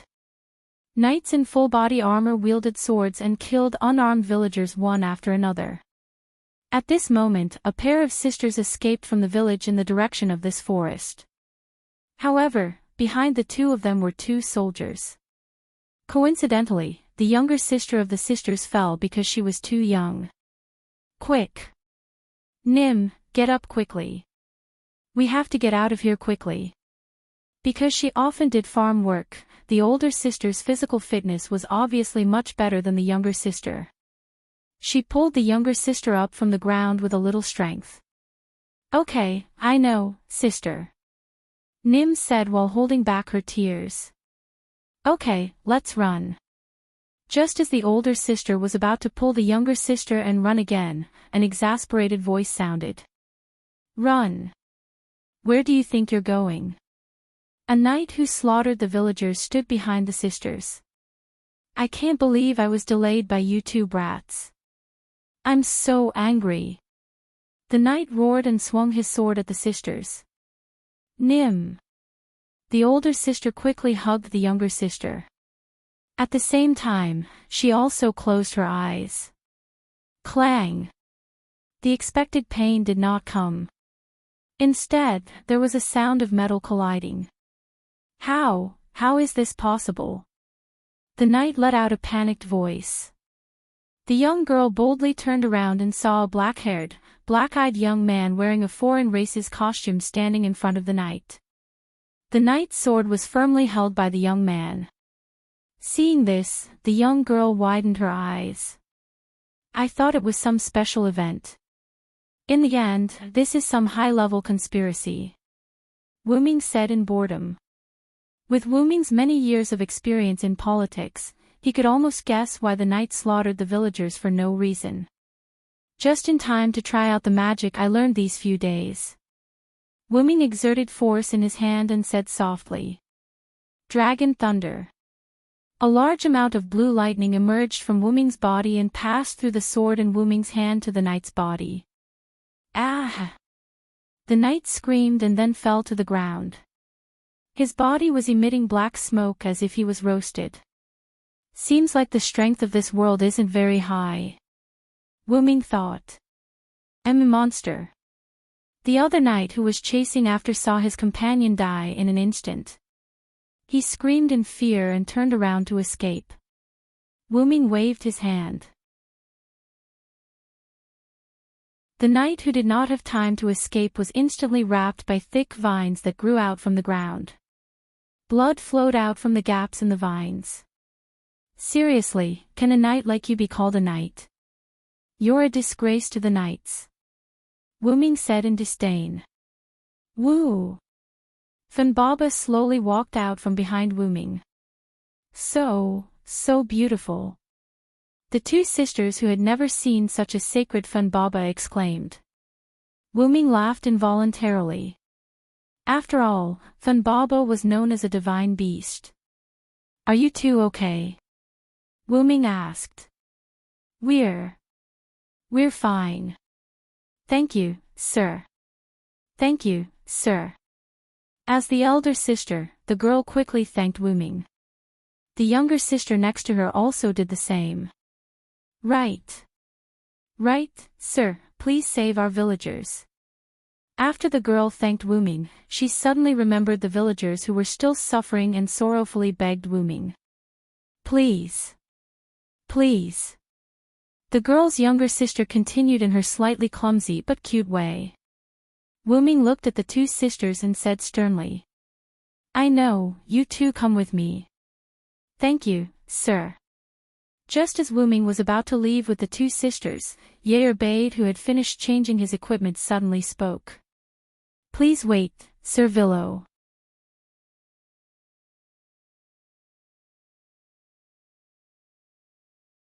Chapter 35. What's wrong, Ye Bade? Wu Ming asked. Wu Ming looked at Ye Bade, who was wearing a full body armor, and asked. Lord Vero. Lord Vero, you are an honorable supreme. These lowly humans are not worthy of your protection. Please allow me to execute them. Then, Ye Bade raised the black axe in his hand. Wait a minute, Ye Bade. Wu Ming sighed helplessly. Whether they are worthy of my protection or not, let's talk about it after the crusade against the enemy. After a moment of silence, Ye Bade put down his axe. Yes, Lord Wu Ming. The sisters looked at the master and servant in front of them, as if they hadn't reacted yet, and didn't say anything. Fun Baba. Woo! With Wu Ming's order, Fun Baba behind him began to move toward the village. The scene changed, and the armored knights were still wantonly slaughtering the villagers. Screams, cries of fear, begging for mercy, and wild laughter were incessant. Ah! Suddenly, one of the knights seemed to have encountered something and let out a scream. What happened? A knight who seemed to be a captain and didn't have a mask on his helmet shouted. What? What is this? Don't come over. Ah ah ah. Many huge vines as thick as a person grew under the feet of the knights, and wrapped around the soldiers one after another. The knights screamed and began to pray to the gods. God! Please save me. My God, ah ah ah ah. Lord God. Then, the knights who were wrapped by the vines stopped making any noise. Only the huge tree stumps formed by the vines were left. What the hell is this? The captain was still rational and began to issue orders. Prepare to retreat. Send the signal for the horses and archers to come over. However, it was already too late. The huge vines sped up their growth, and soon, all the knights' feet were entangled. Quick! Come and save me. Another guy, who was also not wearing a mask like the captain, shouted from the side. I'm not someone who should die here. Quick! Save me. No matter what, it doesn't matter if it's your health or anything else. Hurry up and save me. The squad leader couldn't believe that the guy who was yelling hysterically could be heard. Captain Balius, he said in surprise. Suddenly, a light, low voice was heard. Woo! A huge green creature that looked like a bear or a deer slowly walked over. What is that? The captain, who was still rational, asked in surprise. The green creature stomped its foot, and the vines instantly wrapped around the wailing knights. In an instant, only the captain who was still rational was left. The sword in the captain's hand fell to the ground. He had completely given up. The vines had already wrapped around his lower body. Don't worry, those soldiers are still alive. The squad leader raised his head in surprise to see a young man walking over from afar. After all, I still need to obtain information from you. Wu Ming waved his hand, and vines began to slowly wrap around the knight's upper body. Is that so? Thank you for sparing my life. However, I believe that my companion won't do anything.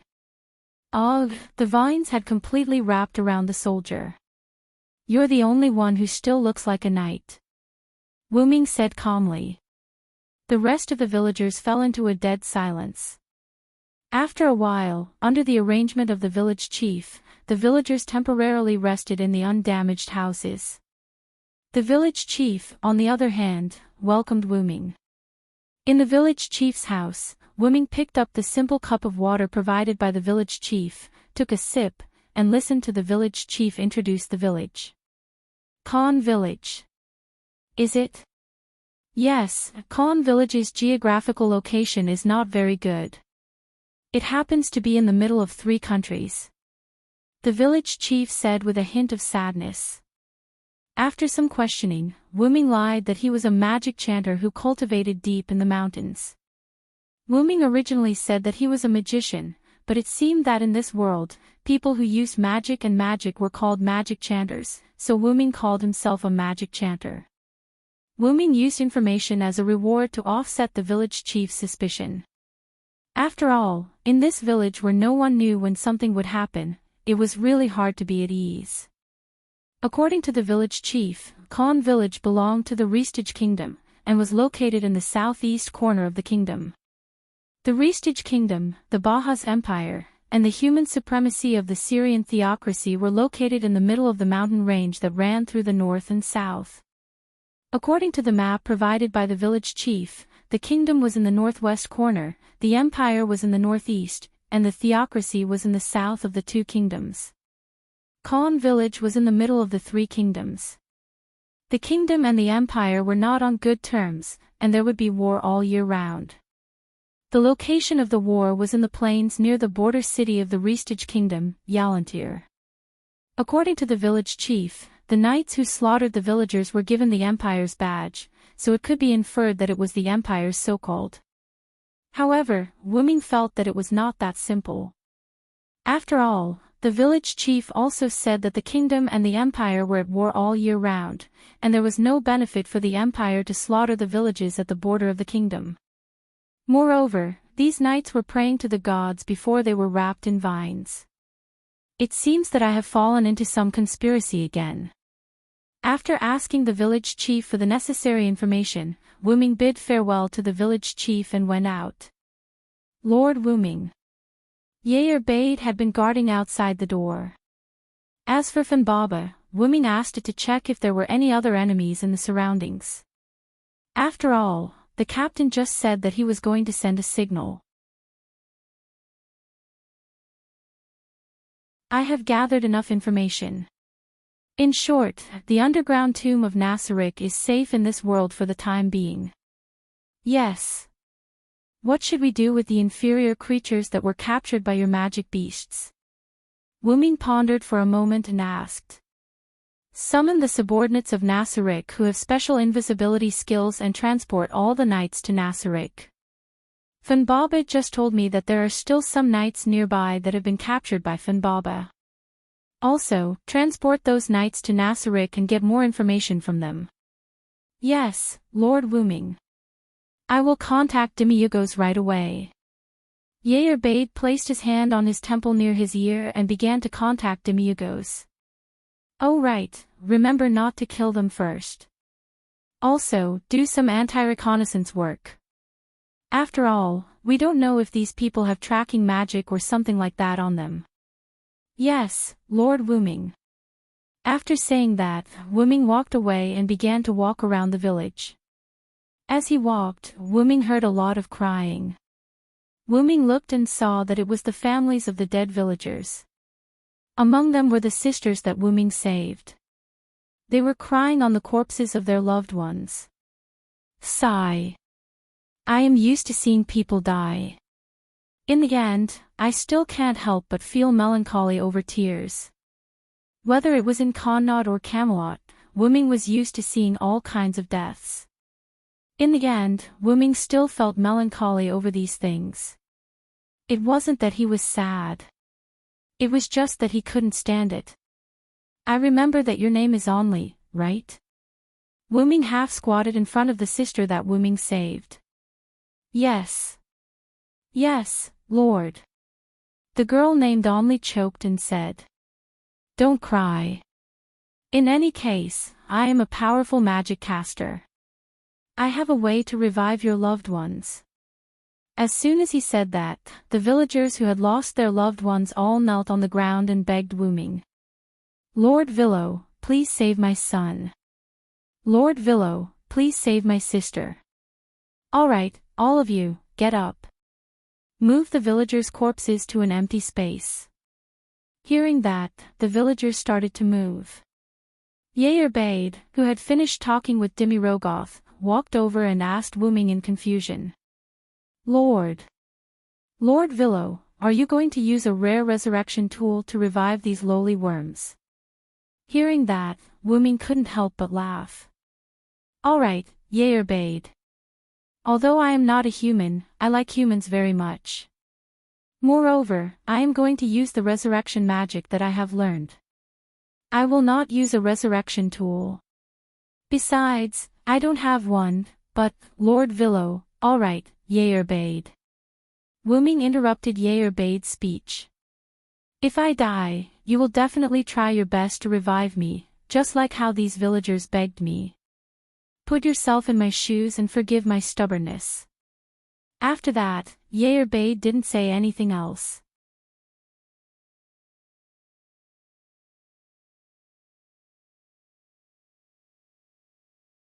Chapter 36.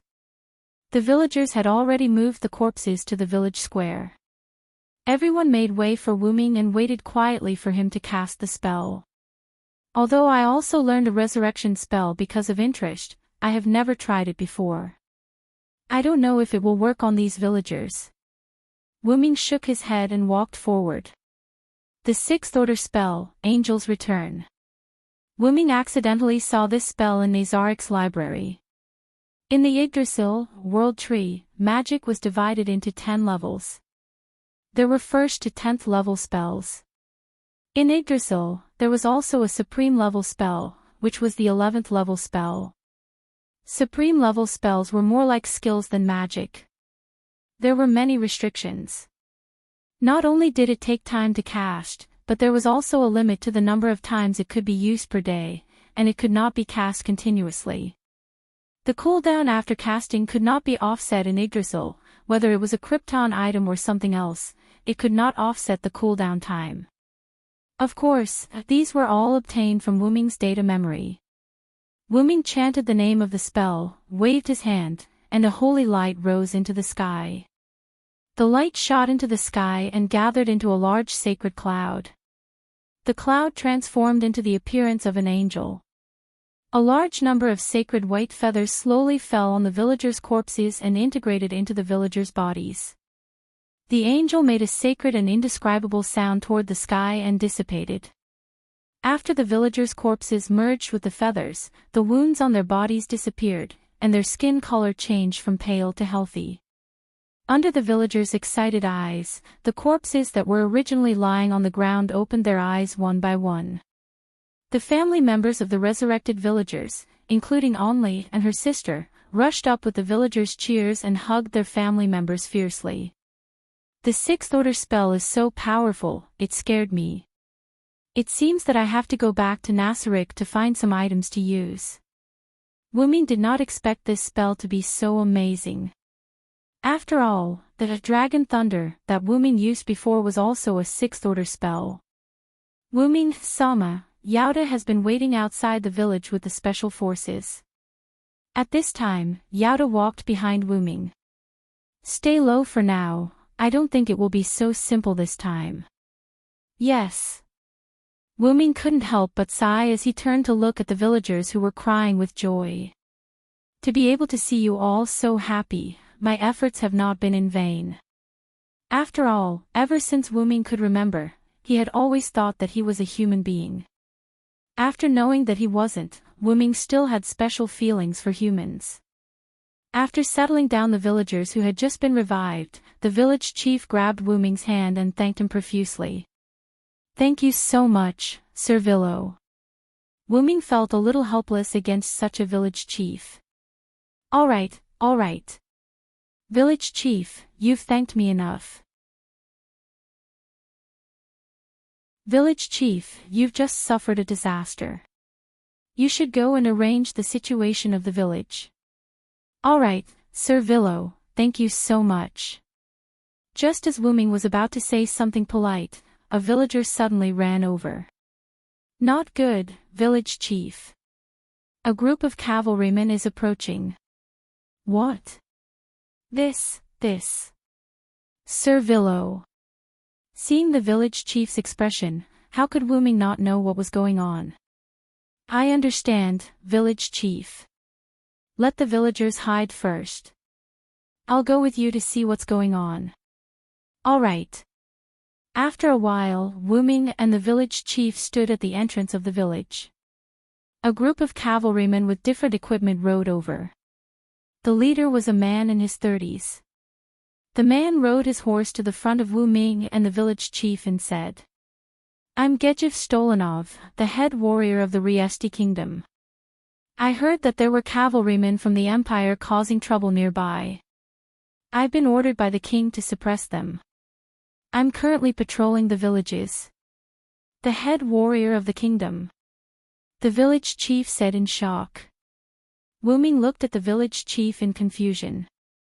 The village chief hurriedly said. That. I've only heard that the head warrior of the kingdom is the strongest man in the kingdom. That's just the king's love and respect. It's just a title, not worth mentioning. Gedjif looked at Wu Ming again. May I know who you are? Nice to meet you, head warrior of the kingdom. My name is Vilo Silenst. I'm a magic chanter who was passing by and saw the village chief being slaughtered. I'm here to help. As if he heard something unbelievable, Gedjif quickly got off his horse and walked to Wu Ming. He held Wu Ming's hands. Thank you so much for saving this village. Looking at Gedjif's sincere eyes, Wu Ming was stunned for a moment. Seems like he's a good official who cares about the people. I'll save him. You're welcome, head warrior. Suddenly, someone from Gedjif's troop ran over. Head warrior, there are many figures nearby. They're closing in on the village. Seeing this, everyone frowned. Seems like someone can't sit still. Soon, Gedjif's troop and Wu Ming retreated to the outermost house of the village chief. Wu Ming looked at Gedjif, who was observing the situation outside, and asked directly. Who are those people outside? Gedjif retracted his gaze and looked at Wu Ming. To be able to mobilize so many magic chanters, it could only be the Si Lien cult.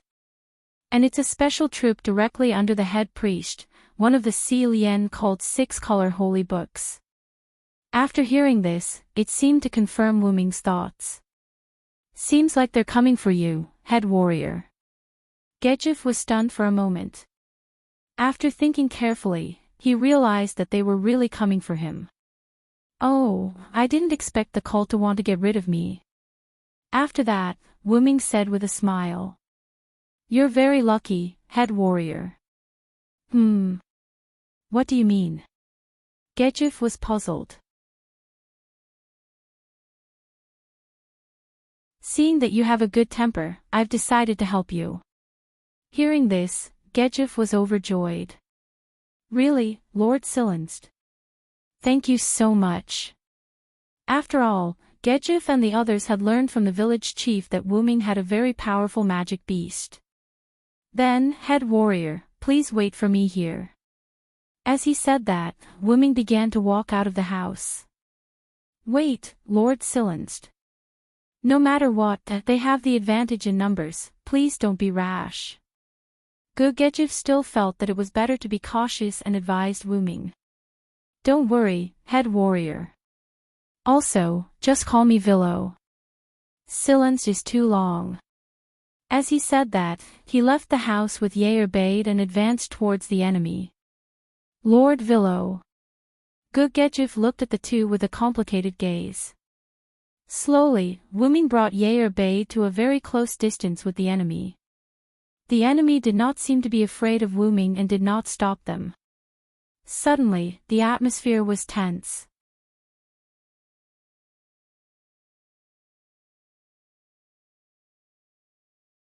Chapter 37. Negan Gullible Lewin, as the head sergeant of the Light Scripture, one of the 6-color scriptures of the Si Lien theocracy, Negan never thought that he would fail or die in a place like this. After all, he was the head priest of the Light Scripture. The report said that the knight who was wrapped in vines was killed by the demonic beast under the command of that man.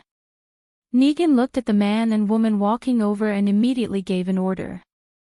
Attack! The other priests immediately took action. The mechanical creatures that looked like angels raised their lightsabers and flew towards Wu Ming and Yair Bade. However, when these angels approached the two, they were destroyed by an invisible attack. They turned into starlight and disappeared in the air. What? Not only was Negan shocked, but the other priests were also shocked.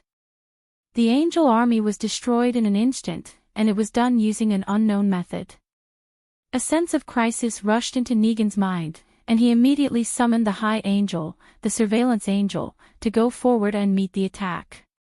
Surveillance Angel. After hearing the order, the angel floating behind Negan, who was much bigger than the other angel, summoned a staff. Under Wu Ming's slightly crumbling expression, the Surveillance Angel used the short staff to smash down on Wu Ming. That's right, it smashed down with the short staff. Pang! Wu Ming grabbed the short staff and said with a forced smile. summoning a staff to smash people. I don't know what to say anymore. While everyone in Negan was shocked that Wuming caught the surveillance angel's attack with one hand, Wuming pointed at the angel in front of him. Heavenly fire. In the blink of an eye, the surveillance angel was completely enveloped by a large amount of holy light golden flames until everything was reduced to nothingness. WH. What? The high angel was hit in one hit. Negan couldn't believe his eyes. Wuming had been through so much, but he didn't have many means of fighting. When he was in Ireland and Britain, Wuming only relied on his own martial arts and the noble phantoms in his hands, namely the powerful Silver, Meteor Silver, and Yggdrasil, that could control plants and vitality, and some loon magic. In Babylon, Wuming, who transformed into a dragon, relied on the power of faith of the Babylonians. After all, after Wuming left, faith could no longer be used. That was the limitation of faith. The root dragon that was not in Babylon was no longer the Babylon Hyunryong, but the legendary root dragon. That was the limitation of faith. After that, Wuming came to this world. Thinking about it carefully, Wuming's abilities were as follows: martial arts and wisdom, loon magic, that he learned from Skaha, Silver, Meteor Silver, light cannon, Yggdrasil, ability to control plants and vitality, Funbaba that fused with Yggdrasil, Enkidu's heaven lock that wrapped around his arm, and the magic that he just learned from Nazarik's library. Ignoring his martial arts and noble phantoms, in a situation where he was empty-handed, other than the loon magic and the magic that he just learned from Yggdrasil, world treat, game, he had no other means of attack. Funbaba was included in the noble phantoms. Enkidu was still in a deep sleep because he was not used to the space-time tunnel. Although he was in a deep sleep, Wuming could still use Heaven Lock. The loon magic required the engraving of the loon runes before it could be activated. The invisible attack from before was the magic that Wuming engraved on the way here. Therefore, the only magic that could be used now was the magic in Yggdrasil, world treat, game. After all, the 1st to 10th tier spells were all instantaneous. With Wuming's magical power as the root dragon, even if he was a young root dragon, his magical power was incomparably huge. At the very least, it would take him more than a year to continuously cast a 10th tier spell before he ran out of magical power, and that was excluding the fact that Wuming could recover his magical power. Logically speaking, Wuming should not be able to learn the magic of Yggdrasil, world tree. After all, Wuming was not a player. It seemed that it was because of the bloodline of the root dragon. As long as there was a grimoire or someone to teach him, learning the magic of Yggdrasil, world tree, was very easy for Wuming. By the way, although Wuming was often injured, the body of a young root dragon was actually abnormally tough. If Artoria wanted to break through Wuming's defense with Excalibur, she would have to use her noble phantoms. Moreover, that was only breaking through his defense. If she wanted to seriously injure Wuming, she would have to use an unknown but abnormally powerful black gas like Morgan Le Fay. Of course, ever since he was corroded by the black gas, Wuming's resistance to things like poisons and curses had basically reached the limit. To put it simply, regardless of the level of the poisons or curses in the world, they could no longer affect Wuming. This was the characteristic of the root dragon that was born from the root of all worlds. Otherwise, those that could transform into dragons would be called root dragons. For example, special abilities such as traveling through space and time without being affected, and learning the magic of Yggdrasil, world tree, that should not be able to learn, were all brought about by the bloodline of the root dragon. Don't worry. If this thing doesn't die after being hit by a tier 9 magic, I'll have to look at it in a different light, Wuming said with a wave of his hand. Although Nasarik was an alien guild, the spells that the members of the guild organized were not only of the Dark series. That Skyfire, just now, was a Faith-type spell. Although it was strange to use Faith-type magic to attack an angel, Wuming did not think too much about it. The Skyfire spell had a special ability that increased its attack power on non-human enemies. In Yggdrasil, World Tree, apart from races such as humans, elves, and dwarves, demi-humans, aliens such as orcs, goblins, ogres, vampires, bugmen, demons, and dragons all had attack power. Coupled with the support of Wu Ming's powerful magic, how could a mere level 45 monster withstand it? That's right, Yerbade was the one who told Wu Ming the monster's level. According to Yerbade, there were such monsters in Yggdrasil, World Tree. Is it a coincidence, or? Wu Ming pondered. What? Tier 9 magic. How is that possible? Negan shouted as he broke down. Mama, calm down. You're the leader of these priests after all, Wu Ming said with a smile. Impossible. How could anyone know a tier 9 magic? Negan seemed to have broken down as he took out a crystal from his pocket. Item. I remember that crystal item seems to be used to seal spells from the 1st to the 10th level. After thinking for a while, Wu Ming swung his arm and a silver chain flew out from Wu Ming's palm. Before Negan could react, the chain snatched the crystal item from Negan's hand. After putting away Enkidu, Wu Ming looked at the item in his hand and then tossed it to Yerbade, who was beside him. Go back and see what's inside. Yes, Lord. Lord Villo. Then, Wu Ming looked at Negan's group. As for you. Just as Wu Ming was about to say something, the sky shattered like a piece of glass in front of Wu Ming's group. Just in case, I even learned a high-level counterintelligence spell called Mirror Reflection. The Motherland is spying on me. Negan was in disbelief. Wait. Negan suddenly shouted as if he had broken down. Sir. No.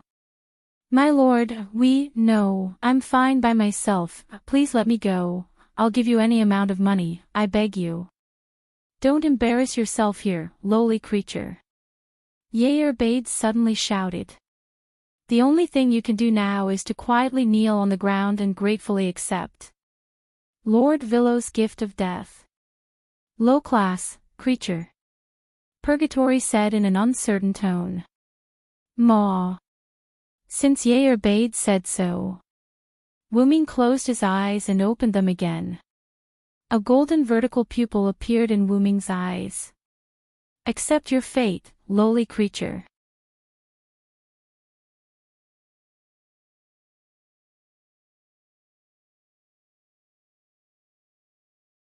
Chapter 38. Under Wu Ming's orders, Yo captured the members of the sacred scripture of sunlight and brought them back to Nasarick. Wu Ming used the excuse that the sacred scripture of sunlight could be resurrected to order Yo not to kill the members of the sacred scripture of sunlight. This was cruel to the members of the sacred scripture of sunlight. After all, Nasarick was an alien guild created by a group of insane gamers. After Nasarick transformed into a physical body, Nazarik's interrogation methods were devastating. Moreover, Wu Ming had ordered them not to kill the members of the sacred scripture of sunlight. It was obvious that the members of the sacred scripture of sunlight had been offended. However, this had nothing to do with Wu Ming. The battle between Wu Ming and the members of the sacred scripture of sunlight was witnessed by some villagers and Gujiafu. Wu Ming used the excuse of feeding the magical beasts to transfer the members of the sacred scripture of sunlight to Nasarick.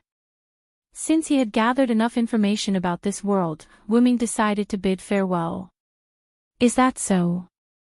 Is Lord Villo leaving? Gujiafu asked thoughtfully. Lord Villo, I would like to thank you again. Thank you for saving my parents. Thank you. Anli and Nim heard that Wu Ming was leaving and hurried over to express their gratitude to Wu Ming. Wu Ming could only smile helplessly. Oh yes, Anli, I have something for you. Wu Ming extended his hand to Yerbade. Yes. Yerbade took out two objects that were the size of a cow's horn and handed them to Wu Ming. This is a flute that can summon goblins. Use it well. Anli was taken aback. She wanted to reject the gift, but Wu Ming stuffed it into her hands. Lord Villo, this is too precious. It was a magical item, and it was extremely powerful for a village girl like Anli. Just take it. It's not a very valuable item, Wu Ming said with a smile. Wu Ming was not wrong. These were the tools that he had asked Yair Baird to bring out from Nasarek. According to the information in Wu Ming's mind, these 2 pairs of flutes could only summon a dozen low-level goblins. Of course, that was in the game. Though the low-level goblins weren't enough to protect the village, the goblins could teach the villagers how to defend themselves. Although Khan village was not too far away from Nizarek's underground tomb, Wu Ming did not plan to protect Khan village forever. As for who to give the item to, Wu Ming undoubtedly gave it to the pair of sisters he met first. Sir Villo, are you interested in going to King's City with me? Gu Jiefu suddenly asked. May I know why you are inviting me?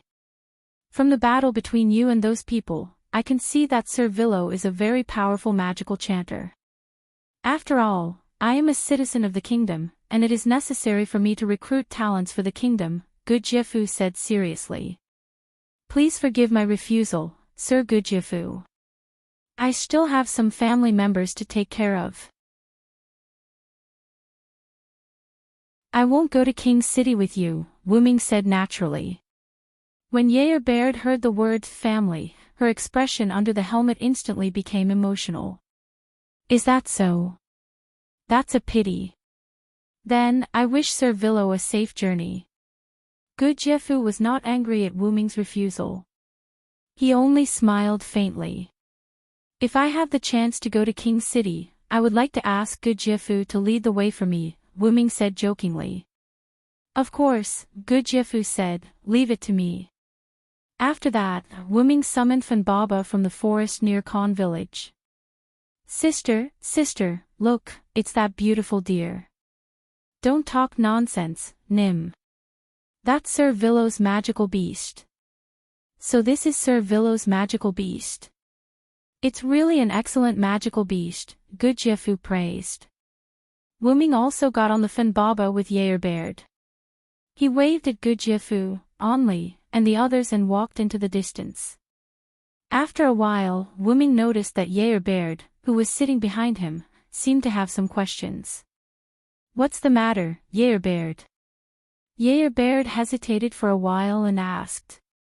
Sir Wu Ming, do you like humans very much? Hearing this question, Wu Ming smiled faintly. What about you? What do you think of humans? Yair Baird answered without hesitation. Weak, inferior creatures. What a beautiful scene it would be to stomp them to death like insects. After hearing Yair Baird's words, Wu Ming had an expression that said, I knew you would say that. Yair Baird, I quite like humans. After all, I was adopted by a kind old man when I was born. Sir Wu Ming was adopted by humans. Yair Baird was very surprised. Ah, yes. You guys didn't exist back then. Back then, I thought I was a human. Wu Ming recalled the past and said slowly. Is that why Sir Wu Ming likes humans? Not only that, Yair Baird. Wu Ming sat back and sat at the same level as Yair Baird. Humans are very mysterious creatures. Their bodies are weak, their strength is weak, and they often fight among themselves. They are vulgar and sad. But humans love life, love peace, are positive, united, and tolerant. Humans are such a strange species. They never bow down in the face of difficulties, never give up, and never retreat.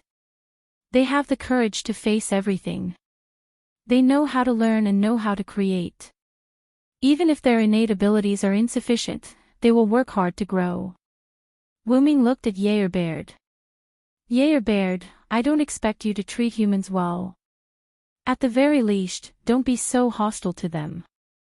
After saying that, Yair Baird did not say anything else. Wu Ming smiled helplessly. Consider it my willful request. What do you think, Yair Baird? I understand, Sir Wu Ming. I'll treat humans seriously, whether it's to kill or to save them, Baird said as if he had figured something out. Thank you, Baird. Please don't say that, Sir Wuming. Baird smiled happily. After coming to this world, you're the only one who's accompanied us. We have to thank you. After hearing Baird's words, Wuming seemed to have thought of something and fell silent. I'm sorry, Baird. Why are you sorry, Sir Wuming? Baird was puzzled. It's nothing. Anyway, let's go home. Wuming gave up on thinking. Forget it. I'll let nature take its course. When Nasarick has established himself in this world, I'll tell them the truth. Yes, Sir Wuming. Under the setting sun, a man and a woman rode on a beautiful beast and traveled slowly.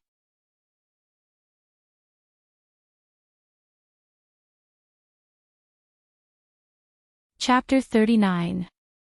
The office on the 9th floor of Nazarik's underground tomb. Wuming sat on the office chair and listened to Baird reading the report. Also, the magic sealing crystal contains a level 60 devil, the Radiant Lord's angel. According to the person called Purgatory, this angel once killed the devil god that ravaged the continent. Currently, this is the situation in Nasarik. Please take a look. After Baird finished reading, he placed the document in front of Wuming. Celian Cult Nation. 6-color scripture, Wuming picked up the document in his hand and started reading. A cult nation that exterminates all non-human creatures above humans. The Celian cult nation and our Nasarik are really incompatible. Wuming rubbed his forehead helplessly. Such a nation was really disadvantageous to Nasarik. Don't come into contact with the cult nation for now. Set up a devil beast near Khan village that can avoid being detected by intelligence magic and has stealth abilities. That's all for now. Yes. You've worked hard, Baird. Go back and rest. Wuming leaned back on the chair and said to Baird. How could that be? Lord Wuming, as long as it is for the sake of Jizun, the person I love the most, I will do anything. Seeing that Bedford had turned into an infatuated girl again, Wuming couldn't help but turn his head away. I still want to complain. What's with Baird's broken character? Suddenly, a charming voice traveled into the room. Excuse me. Satya pushed open the door and walked in. Satya. What's the matter? Wuming asked curiously. I'm here to admire Lord Wuming's majesty, Satya said with an infatuated expression. Oh, is that so? Then you should be satisfied. Satya, you can leave now. I still have important matters to discuss with Lord Wuming, Baird said expressionlessly. Old woman, you're so annoying. Are you in such a hurry because it's past its expiration date? Satya said with an I knew it expression. Then is there anything else on your body that can be eaten? You're like a bunch of food samples. In fact, Baird looked at Zaisha's chest. I'll kill you, old hag. Who are you calling past their expiration date? Bastard. Wuming slammed the table as he watched the Dark Yeni duel. Alright, you two shouldn't quarrel as soon as you see each other. Speaking of which, why don't I know what Xia Taya is going to do? Wuming asked. It's like this, Lord Wuming. I'm about to leave for battle and meet up with Sebastian. It will be difficult for me to return to Nasarik for a while, so I'm here to pay my respects to you. It seems that Baird and Demiurgos had discussed and sent some people to gather information. Wuming thought. This is the first time you've come into contact with this world. You must be careful in everything you do, Wuming said earnestly. Yes, Lord Wuming. Then, I'll take my leave first. Following the sound of the door closing, Satya left the office. Lord Wuming, what are you going to do next? Bade asked. I'm going to the treasury to get something. Bade, go do what you need to do. Don't worry about me. Wuming stood up and stretched. Yes, Lord Wuming. However, Demiurgos may come back to report something to you later. Bade bowed slightly and said respectfully. Is that so? Then let Demiurgos wait for me here. I'll be back soon. Yes, Lord Wuming. After giving his instructions, Wuming teleported to the entrance of the treasury. Wuming's Dragonist was upgraded into a noble phantasm. Coupled with Wuming's constant nourishment, the space inside Dragonist was now very vast. In fact, Wuming came this time to put all the useful things in Nazarik's treasury into Dragonist. After all, Wuming didn't want to live a life without anything. It was more convenient to put the useful things directly into Dragonist. Wuming actually only learned a few spells in Nazarik. The 5th tier Magic Dragon Thunder, the 6th tier Magic Angel's Return, the 9th tier Magic Heavenly Fire, and the magic skills Mirror Reflection, Dragon Thunder, and many other high-level spells. They were mainly used to deal with humans. Angel's Return was a low-level resurrection spell without side effects.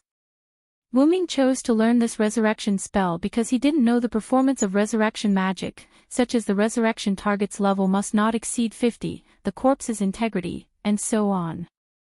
Heavenly Fire was a large-scale killing spell used to deal with non-human creatures. Mirror Reflection was a high-level passive skill. Passive skills were not divided into levels.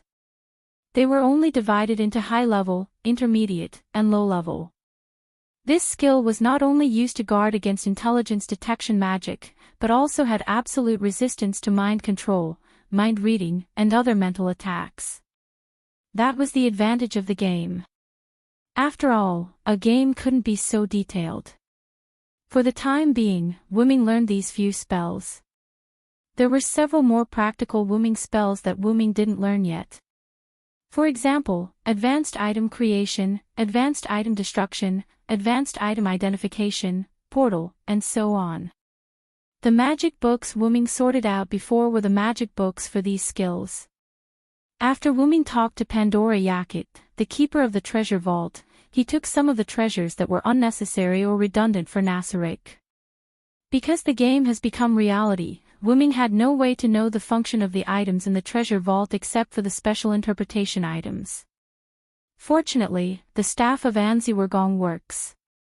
In this way, Wuming used the Staff of Anziwergong to interpret the function of the items one by one and chose some items that were useful to him and did not conflict with the purpose of protecting Nazarik. In the treasure vault, there were other Supreme Being spirit halls. In fact, it was the cenotaph. The last player who stayed behind sorted out the equipment of other players, and those equipment were worn by some stone soldiers. It would automatically attack those who wore the Ring of Anziwergong. Wuming was shocked when he came here. Looking at these somewhat crooked sculptures, Wuming felt the players' love for other players, for Anziwergong, for Nazarik, and even for Yggdrasil. Don't worry, since I'm here, I will make it flourish, and I won't let your efforts over the years go to waste. After all, Wuming's strength was ready-made, and Nazarik's strength was built by those players. After leaving the treasure vault, Wuming returned to his office. Demiurgos was standing in front of his desk, thinking about something. After hearing someone came in, Demiurgos looked back and quickly bowed. Wuming, Sama, you're back. Ah, Demiurgos. Is there anything you want to tell me? Wuming walked to the office chair and sat down. It's about Nazarik's finances. Demiurgos adjusted his glasses and continued. After you gave me the gold coins of this world, during testing, I found that as long as they are processed into objects the size of gold coins and have a certain value, they can be used to support Nazarik's operations. Wuming's eyes lit up. That's great. I happen to have some gold and jewelry that I don't need right now. I'll give them all to you. With that, Wu Ming took the item that Demiyugos handed over. It was a special leather bag with a large mouth. When he opened the bag, what greeted his eyes was a membrane that looked like water. Wu Ming pointed his palm at the membrane, and a large number of treasures swarmed out of Wu Ming's palm and fell into the membrane. This bag was called the Infinite Backpack, and it was an item in the Yggdrasil game. It could store unlimited items, and the weight of the bag would not change. After a while, Wu Ming sealed the bag and handed it to Demiyugos. Looks like I have to find a lucrative job for Nasaric. Wu Ming began to plan in his mind.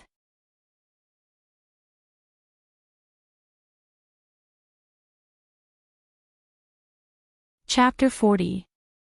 10th floor, LoveLore Library. Wu Ming was reading a magic book intently. Advanced Item Creation. As his voice fell, Wu Ming had a magnificent greatsword in his hand. Wu Ming waved it casually. As the greatsword danced, it produced friction with the surrounding air, making a sound as if it was tearing the space. The skills in the game are really abnormal.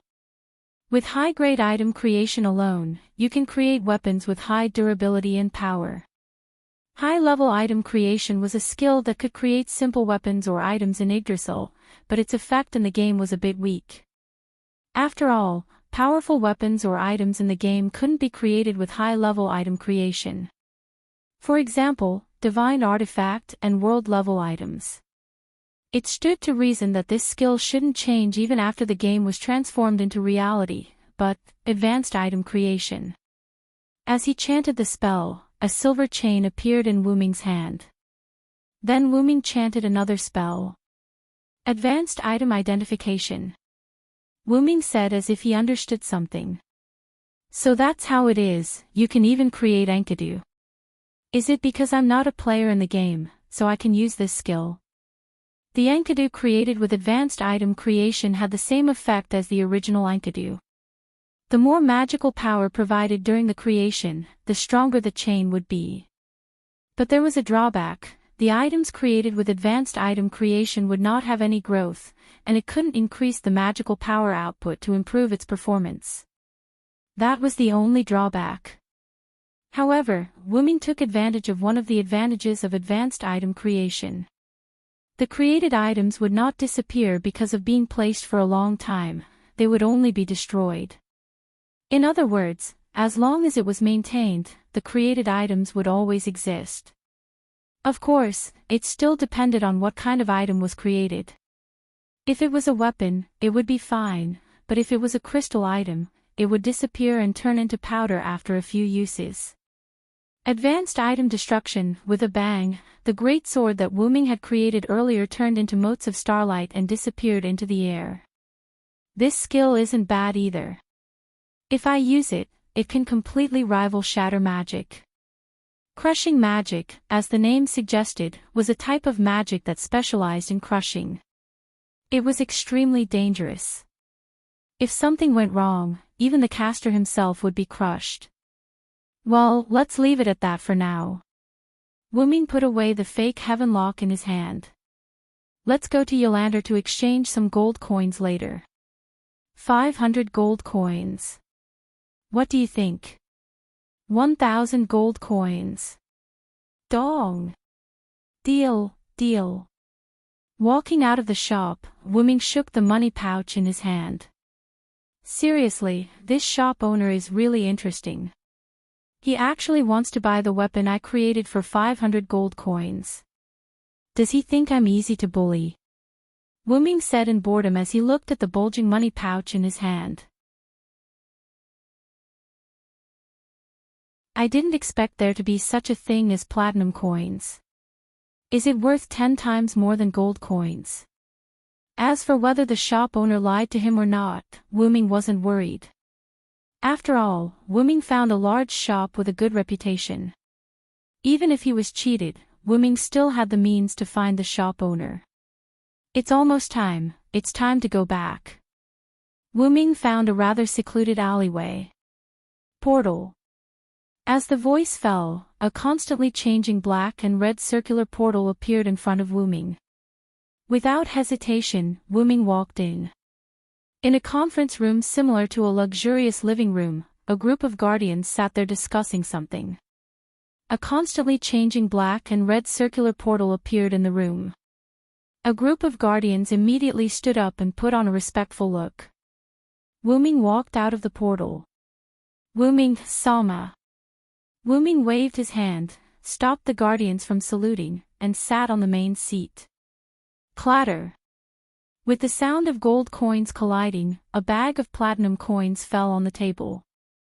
Demiurgos, these are the platinum coins I got from Urantir. You can test them later. Yes, sir. Demiurgos reached out and put away the bag of platinum coins. Y'all, have you finished modifying the villager's memory? Yes, Sir Wuming Sama, but because you made a lot of noise that day, I followed your order and modified some of their memory. Y'all raised his hand and replied with a smile. Okay, Khan Village is like this for the time being. Remember to send some troops to lurk near Khan Village. They don't need to be strong, but they must be good at hiding. Yes, Sir Wuming Sama. Malay, has Nazarik's concealment been completed? This was the decision made by Yair Bade and Demiurgos during their discussion. After Wuming agreed to hide Nasarik, this task was given to Malay. Yes, Sir Wuming. Nazarik's surroundings are hidden with soil and trees. The sky is also hidden with illusions. There should be no problem, Malay said weakly. Yair Bade, keep in contact with Zaisha and Sebastian. If anything happens, retreat immediately. Yes, Sir Wuming. Don't worry. Yair Bade smiled sweetly. However, when Wuming saw this smile, he remembered Yair Bade's infatuated nature. Ahem, I'm going to the royal capital. Yes, I'll immediately prepare the guards to accompany you. Yair Bade's smile changed and said seriously. There's no need for the guards. I'm going alone. When Wuming said this, the guardians were unhappy. Please reconsider, Sir Wuming. Please bring some guards, Sir Wuming. The supreme honorable safety is the most important. Sir Wuming, please reconsider. Hearing everyone's words, Wuming smiled bitterly. All right. I'll choose someone from Nasarik to bring along. Wuming looked around at the guardians and saw the worry in their eyes. You guys were originally NPCs. Is the Supreme Honorable's life force after becoming physical? You guys are really, like a group of children who can't grow up.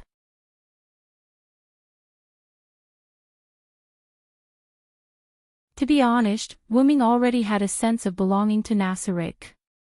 After all, Wuming had been on the move ever since he left the ordinary world where he had nothing to worry about.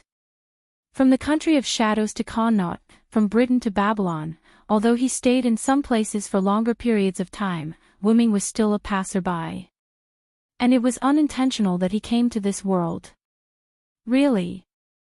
I'm a little envious of the players of Ains Wugong. If only I could travel through time with Nasarik. That's right. Wuming seemed to have thought of something and suddenly stood up. What's wrong, Sir Wuming? Yair Bade looked at Wuming with a worried face. The other guardians also looked worried. Sorry, I just thought of something. That's all for the meeting. I'll take my leave first.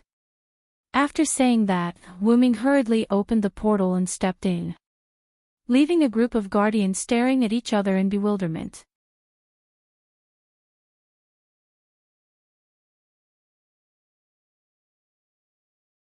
Chapter 41. After Wuming left the meeting room, he immediately went to his bedroom. Wuming stretched out his hand, and a twisted golden scepter appeared in his hand. I hope my idea can be realized. With that, Wuming crossed his legs and activated the floating function of the scepter of Anziwergong, allowing it to float in front of him. Wuming closed his eyes and began to permeate his mind power into the scepter of Anziwergong. 7 days later, outside Wuming's bedroom on the 9th floor of Nasarik.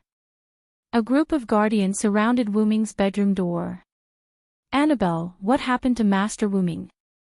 It's been 6 days since the planned departure time. You just said, Master Wu Ming ordered us not to disturb him, don't worry. How can I not be worried? If something happens to Lord Wu Ming.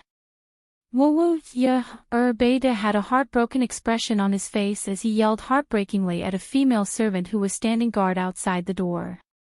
Annabelle said very calmly. Master Yerbade, I am also very worried about Master Wu Ming, but Master Wu Ming has clearly stated that no one can enter without permission. I am very sorry. Alright, Yerbade. Demiurgos, who was standing at the side, pushed up his glasses. Since Master Wu Ming said this, he must have his reasons. Let's leave it at that for today. Go back and continue the work that Master Wu Ming gave you. That's right. Although we come to Master Wu Ming's bedroom every day to wait for Master Wu Ming to come out, we cannot slack off on the work that Master Wu Ming gave us. Cositas said with an unusually hoarse voice as he breathed out cold air. Let's go, Yerbade. Master Wu Ming will be fine. Yerbade pulled Yerbade aside. How can I? That fake breast is finally not in Nasaric. How can I miss such a good opportunity? That. I think it's not good to sneak away while Satya is not here, Malay said weakly. Just as the commotion was going on, a large amount of magic power came from Wu Ming's room. The magic power even destroyed Wu Ming's bedroom door. The large amount of magic power in the room condensed into a magic power mist that kept leaking out of the door. Master Wu Ming. In an instant, the guardians, including the maid Annabelle, panicked. I'm fine. Wu Ming's voice came from within the magic power mist. This can't be wasted. With that, the mana mist that had been coming out of the room began to shrink back into the room. Finally, all of the magic power mist was the staff in Wu Ming's staff. Was the staff of staff.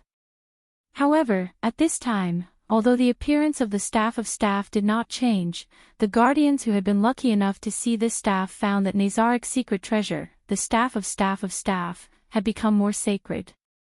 And those who had not seen this staff, including Annabelle, were in awe of it from the bottom of their hearts.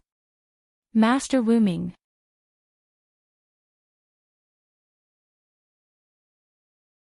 Everyone present saluted to Wu Ming, knelt on one knee, and bowed their heads to greet him. Seeing this scene, Wu Ming smiled bitterly. I clearly told them not to salute like this and just bow, but they refused on the grounds of not being disrespectful to Master Wu Ming in public. Really, a group of troublemakers. Get up, everyone. Yes. After everyone got up, Wu Ming continued. If you want to know what happened, I'll explain it in the conference hall later. Yair Abed, get someone to clean up the room. Annabelle Gamma, go get ready and follow me to the royal city later. Yes. Master Wu Ming. WH. Yes. Master Wu Ming. A moment later, the guardians gathered in the room where the previous meeting was held. The guardians sat on the chairs and quietly looked at Wu Ming, who was holding the staff of staff. Guardians, now, I want to announce something that is worthy of me, worthy of you, and worthy of the entire Nasaric to be excited. Wu Ming said with a charming smile. After the guardians heard this, they all sat up straight. Before the announcement, I want to ask a question. Wu Ming glanced at the guardians and said. Do you have any thoughts about the world we were in before, Yggdrasil? As soon as these words came out, the guardians' bodies tensed up. The guardians stood up together, knelt on one knee, and bowed their heads. Where Master Wu Ming is where we are, and we will always follow Master Wu Ming. Now, we have the ability to travel to other worlds, and this ability is the treasure of Nasaric that I have, the staff of staff. All the guardians' eyes lit up. However, this was Wu Ming's lie. Unfortunately, we can't choose the worlds we can travel to. Then, Master Wuming, you mean that the first world we travel to might be Yggdrasil, and the last world we travel to might be Yggdrasil? Demiurgos pushed his glasses and said. Correct, but there is also the possibility that we will never return to Yggdrasil. After all, there are too many worlds. My biggest interest is traveling, so I may leave Nasarick in the future. Master Wuming. Hearing what Wuming said, everyone was anxious, especially Yaerbade, who looked like he was about to cry. He's already crying, Wuming complained in his heart. Don't worry, I will take you and our Nasarick with me. Now, the plan has changed. Except for the members of Nasarick who are outside, all members are not allowed to go out without my permission. Use message to inform Sebastian and Zaisha to collect the necessary information as soon as possible and return to Nasarick as soon as possible. Leave this matter to the Guardian's chief supervisor, Yaerbade. Yes, Master Wuming. Wuming looked at Demiurgos. Demiurgos. Yes, Master. Raise the alert level of Nasarick again to beyond the highest alert level. I believe that as the commander of the Guardians, you will be able to do it well. Yes, Master Wuming, I will not disappoint you. I will definitely break through the highest alert level of Nasarick. As for the matter of the staff of Anzirgong traveling between worlds, you can spread it on your own. The first and third levels will be given to Cositas, the fifth level will be given to Yuri and Mare, and the eighth level will be given to Demiurgos. After completing the corresponding task, stand by. Dismissed. Yes, Master Wuming. After a flash of light, Wuming left using the staff of Anzirgong's teleportation function. The Guardians quickly took action, and Nasarick ushered in a big change. At this moment, Wuming and Annabelle were walking on the road to the royal capital.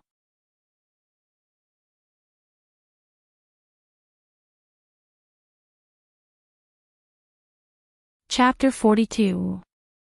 In the carriage. Wuming was resting with his eyes closed. After Wuming came to this different world, he had been wearing the white holy cloth of the Uruk. Because he was going to the capital, Wuming changed into a set that met the standards of this different world. White underwear, a black coat, a pair of black trousers, and a pair of black boots. His neat short hair was constantly floating with the wind coming in from the window. There were no traces of erosion by time on his face. He still looked like a young man. Outside, Annabelle was driving the horse and driving the carriage at the moment. He wore a white shirt with black collar and sleeves, brown trousers, and brown boots that reached his calves. He wore a brown cloak that covered his body, and an ordinary sheathed longsword hung at his waist. Annabelle looked at Wuming, who was resting with his eyes closed in the carriage from time to time. Obviously, Annabelle already knew the new function of the staff of Ainz-Urgong. Feeling the gaze outside, Wuming had to smile bitterly in his heart. I didn't expect them to be so surprised after knowing that Nasarick can travel between worlds. I was obviously lying. No, it's not a lie. After all, I can now take Nasarick with me to travel between worlds. Previously, Wuming thought that he entered this different world after fusing with a light ball. After a later judgment, the light ball was the big underground tomb of Nasarick. In other words, the big underground tomb of Nasarick should have become part of Wuming.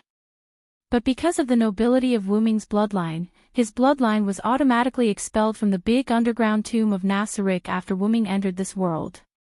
Otherwise, there wouldn't have been Nasarick on the grassland near Urantir. Instead, there would have been a huge dragon lying there. But because Nasarick and Wuming had fused for a short time, and the staff of Ainz-Urgong could be said to be closely related to the big underground tomb of Nasarick, Wuming suddenly had an idea. What would happen if the staff of Anzirgong became my noble phantasm? Wuming was filled with curiosity and unknowns.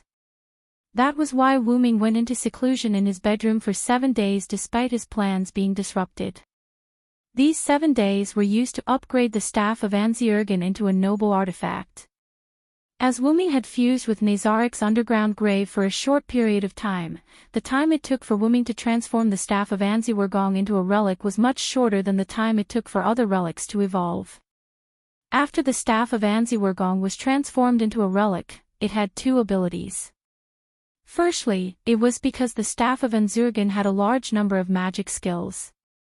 After it was upgraded to a noble relic, it became a super weapon that could release tens of thousands or even hundreds of thousands of magic spells. Secondly, Anziwergong Guild stronghold was located in the underground graveyard of Nasarik.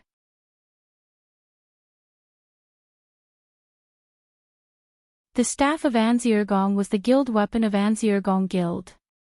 If the guild weapon was destroyed, the guild would be forcefully disbanded. The guild weapon had the highest authority in the guild.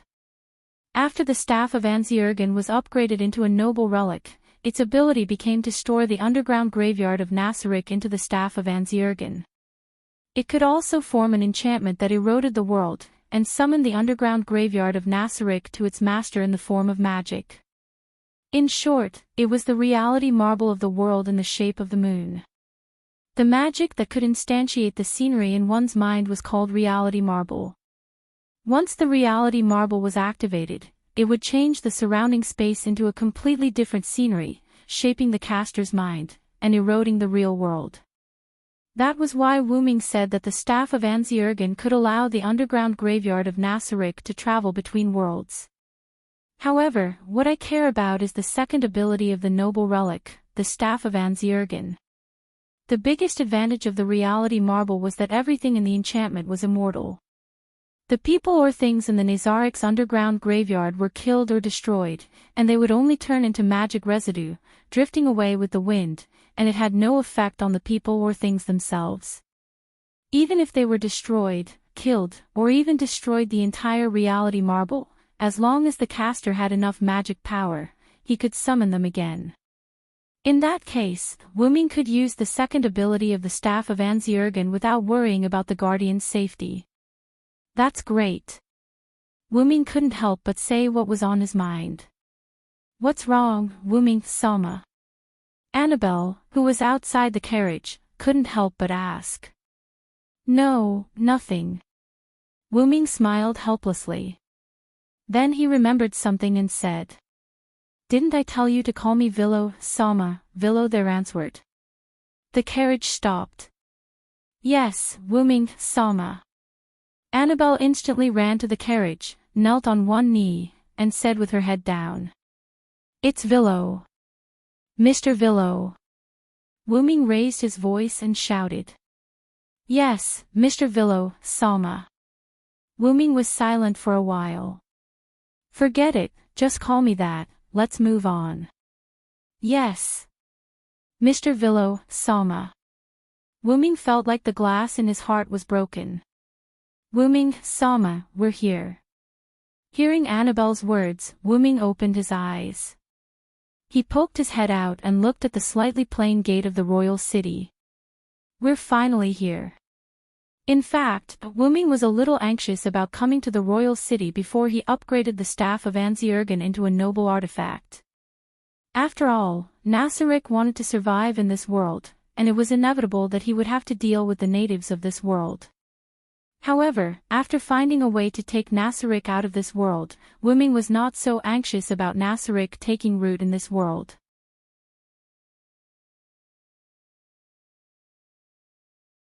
After all, there is no world that Nasarik likes to move to, so it's better to take root in this world for the time being. That was Wuming's thought. Let's go, Annabelle, find a hotel to stay first. Yes. Mr. Villo-sama. Wuming was speechless. Soon, Wuming and Annabelle stayed in a good hotel with the little money they had left. Because when they were in Khan village, Good Jefu once said, if Mr. Villo wants to come to the royal city, please come to me and let me do my best. After recalling the address mentioned by Good Jefu, Wuming took Annabelle to Good Jefu's residence. It was a very ordinary house without any special features. Except for Annabelle, who was slightly dissatisfied, Wuming felt that this house was good. Wuming stepped forward and knocked on the door. After waiting for a while, no one responded. It seems that Gujifu is not at home. Forget it, let's go back to the hotel first, Annabelle. A mere bug can make the supreme wait like this. Mr. Villo, Sama, please rest assured that I will personally tie it up and bring it to the hotel. With that said, she was about to raise her hand to cast magic on the house. Wu Ming was just about to stop Annabelle, and suddenly a voice that was quite familiar to Wu Ming came from a distance. Are you Mr. Villo, Sama?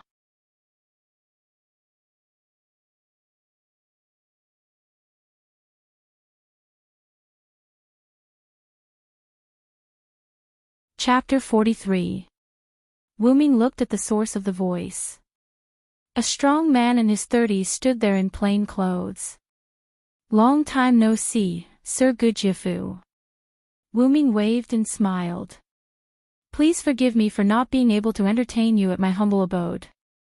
Gujifu put 2 glasses of water in front of Wu Ming, who was sitting. Isn't this proof of Sir Gujifu's integrity? Wu Ming didn't mind and took a glass of water to drink. Annabelle, don't stand there, sit down and drink a glass of water. This is an order. Yes. Villo, Sama. Annabelle, who was standing behind Wu Ming, had to sit down after hearing Wu Ming's order. As for the address, after Wu Ming thought about it again and again, he still let Annabelle call him sir. After all, Mr. Rosin was stranger than Rosin. Thank you again, Villo, Sama. If it weren't for you, I would have died in Khan village. Looking at Gujifu solemnly thanking him, Wu Ming waved his hand casually. You're welcome, Sir Gujifu. I have to trouble you to come to the capital this time. Gujifu was taken aback and then smiled bitterly. I thought Sir Villo came to me to introduce you to the king. It seems that I'm flattered. Then he looked serious. So, Sir Villo, what's the matter?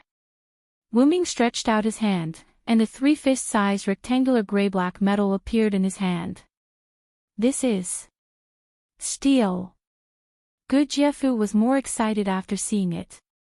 Yes, that was the pure steel block created by Wu Ming with advanced item creation. Not only the shape was good for forging weapons, but the density was also higher than the steel produced in this world. Such a large piece of finished steel. Is Sir Villo here to sell this piece of steel to me? Wu Ming smiled. No, Sir Gujifu, I'm here to do business with you. I have a lot of finished steel blocks of this size. Wu Ming put the steel block on the table. I wonder if Sir Gujifu will be able to eat it. Gujifu thought for a while. If there are really a lot of them, I can't make the decision. How about this, Your Excellency Villo? It just so happens that Her Royal Highness is looking for me. Let me bring you to see Her Royal Highness. Oh, could it be the Golden Princess who proposed many wise policies in the kingdom? Wu Ming's eyes flashed. Yes, it's Her Royal Highness the Golden Princess. What do you think? Of course, no problem. Although he said so, Wu Ming thought in his heart. Can a princess come up with so many outstanding examples? I feel like there's something wrong with her. Soon, Wu Ming and Annabelle were taken to a villa near the palace by Gujifu. Although it was called a villa, it did not look luxurious. Instead, it gave off a simple feeling. After following the servant to the living room, Wu Ming and Gujifu chatted while waiting for the arrival of the Golden Princess. Annabelle, who was standing behind Wu Ming, was somewhat unhappy. She said something like, a mere insect dares to make Lord Wu Ming, a supreme expert, wait.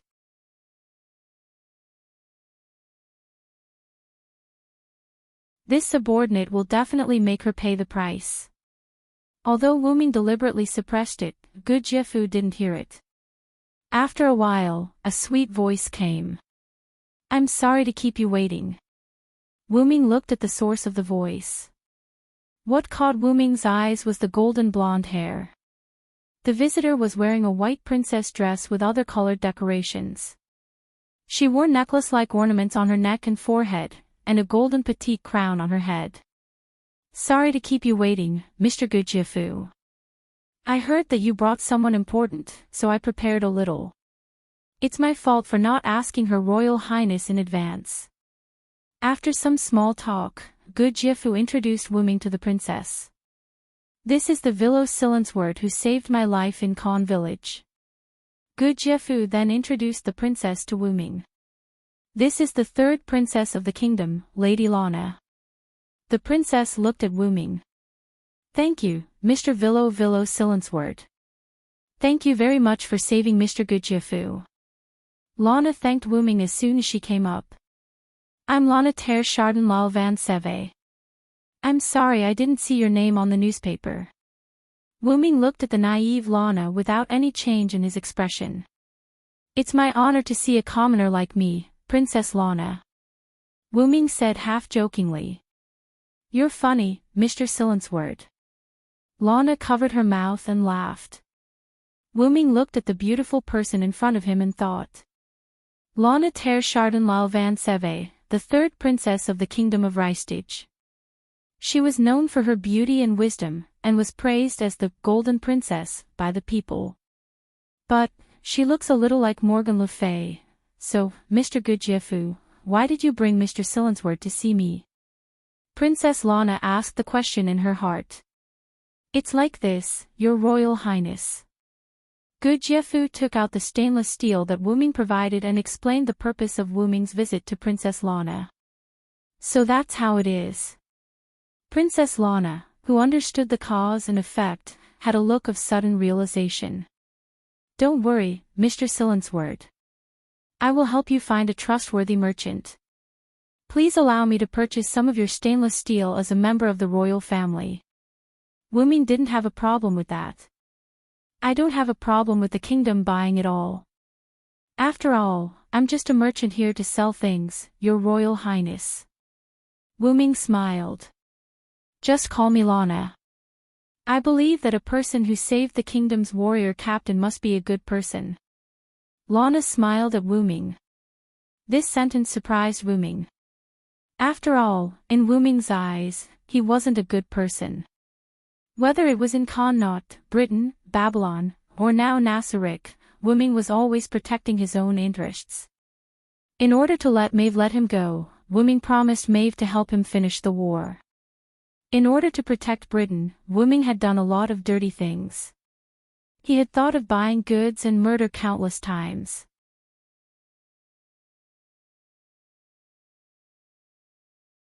In Babylon, with Gilgamesh there, Wuming didn't have to do too much for Babylon.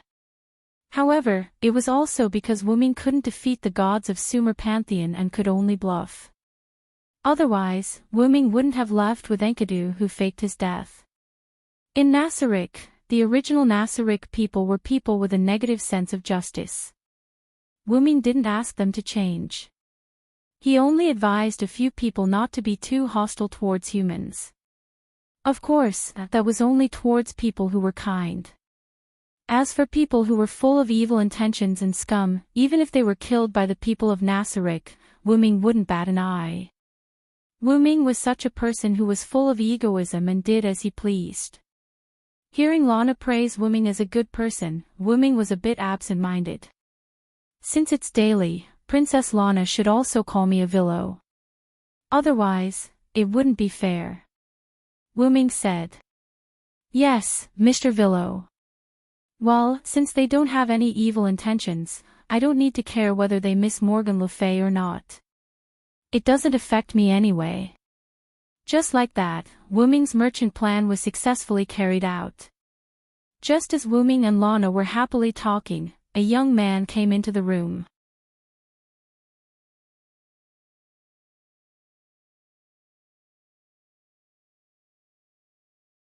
Chapter 44. "I'm very sorry, Your Highness Lana, I'm late." A young man opened the door and walked in. The young man had short blonde hair, a youthful face, and a resolute face. He was wearing white armor. Although he looked young, he gave off a very reliable feeling. Lana smiled and shook her head. "It's okay, Clem. I'm here to discuss something with Mr. Judge Jeff. Not to mention, Mr. Judge Jeff also brought Mr. Willow Silensword, who saved Mr. Judge Jeff's life in Con Village. Hearing that it was the person who saved Judge Jeff's life, the young man named Clem's eyes lit up. He turned his head and looked at the only male in the room other than Judge Jeff. That direct gaze made Annabelle a little unhappy. Just as Annabelle was about to say something, Wuming reached out his hand to stop her. After all, if the situation was not right, Annabelle would speak very arrogantly. He had to stop her. Is your name Clem? Do you have something to ask me? Yes, Mr. Silensword. I want to ask you how to become stronger. Clem, you're being rude. Princess Lana shouted. Judge Jeff seemed to know something. He didn't say anything and just watched quietly. At this moment, no one said anything. Suddenly, a female voice was heard. You still haven't given up, boy. Everyone looked at the closed door. The voice came from outside the door. Is it Gragland? Princess Lana asked. The door was pushed open. The first to come in was a tall and sturdy blonde woman wearing red armor. It was as if a woman's head was pressed against a strong man's body. It was quite out of place. You should also stop talking, Gragland. Then came a pair of twin sisters. They were almost identical. Oh, Hina, T. Are you too interested in this virgin? Ha ha ha. Her hair was tied up with a golden broom. She wore a scarf around her neck like a mask. Her upper body was wearing armor that only covered her chest. Her lower body was in shorts. Overall, it looked like a rather revealing female ninja outfit. Their clothes were embroidered with red and blue threads and patterns respectively. The red one was Tina, and the blue one was Tia. What nonsense are you talking about? Looks like it's not suitable for you to go out today, Glenn. Following that, a petite masked woman with a spirited expression walked in. He wore a red hooded cloak over his black clothes and a mask with a red gem embedded on his forehead. Strands of golden hair peeked out from the hood and mask. All right, Gigrin, Irby Rouet, this is Her Highness Guest Hall. Stop messing around. The person who spoke seemed to be the captain. She was a beautiful woman with long blonde hair. She wore red tights and a blue skirt. She wore white cloth armor on her chest, a pair of white gauntlets on her forearms, and white protective boots on her calves. Oh Hajisai, you're here. Princess Lana, on the other hand, was quite happy to see this woman who seemed to be the team leader. She stood up and ran over to hold Haggis' hand. Oh, Lana, I'm sorry to disturb you while you're talking to the warrior chief. Let me introduce you, this is the leader of Wild Rose, my friend, Haggis Elba Drew Eindora. Hello. Haggis said with a smile. This is Mr. Willow Silensword, the one who saved Mr. Judge Jeff's life in Con Village. Next to him is Mr. Willow's guard, Miss Annabelle. Just call me Willow, I'm not a pedantic person. Wuming stood up and greeted Wild Rose's people. Ha ha ha, you're so cool. Are you interested in having a go with me, handsome? Gigrin's rough voice came. You aphid, don't you know what you look like? You'd better go back to the furnace and be reborn first before you consider whether to serve Sir Willow. Annabelle said mercilessly. Oh, you look so arrogant, let's go out and practice. Gigrin. Annabelle. Wuming and Haggis stopped the fight at the same time. Well, let's solve Clem's problem first. At this time, Gigrin returned to the topic. Kid, you want to ask the strong to tell you how to become strong again, right? Clem was silent. Gigrin's rough voice continued. I've said it before, the so-called saying that you can become strong through hard work is no longer suitable for you. Although some heroes also became strong through hard work, you've worked hard enough.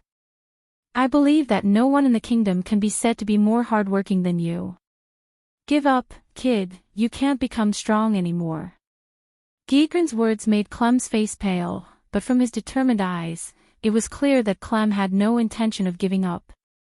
That's true, Wuming said slowly. But there are many ways to become strong. Wuming looked at Clem. Let me ask you, why do you want to become strong?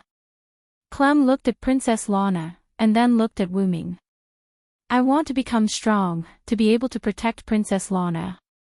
After that, there was another moment of silence. A moment later. Protect. Wuming smiled. Come out with me. After that, Wuming walked out of the room. Annabelle glanced at Clem and followed Wuming. Clem and Lana's faces were filled with joy. Could that handsome guy really make Clem stronger? Let's go out and see, Irby Rue, who was wearing a mask, said. Rose Tsang and the others followed.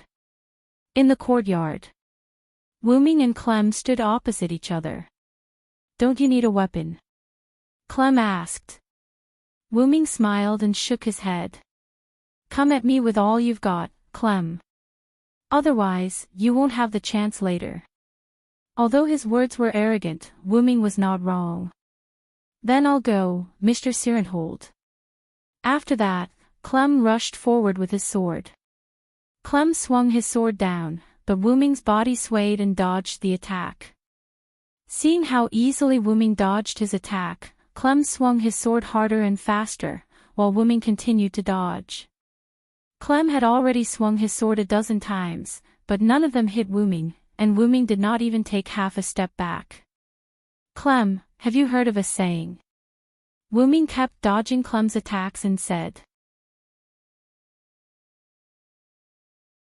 When a person is in danger, they will explode with unprecedented power. Yes, I know. Clem replied. After hearing this, Wuming squinted his eyes. Are you ready? Without waiting for Clem's reply, Wuming released his terrifying aura. The magic power emitted from Wuming's body wreaked havoc on the ground around him, causing dirt to fly everywhere. Everyone present except Clem felt like they were facing a dragon, and their eyes were full of fear. Clem, who was targeted by Wuming's aura, was unable to move, and fear continued to erode Clem's heart. Let me see your determination to protect. You're tuning into the LoveLore Library YouTube channel. We're so grateful for your support, and don't forget to subscribe to join us on this incredible journey through captivating stories. Your generosity through donations truly makes a world of difference, as it's the primary source of revenue that allows me to expand and enhance this channel for you. Thank you from the bottom of my heart for being a part of this adventure.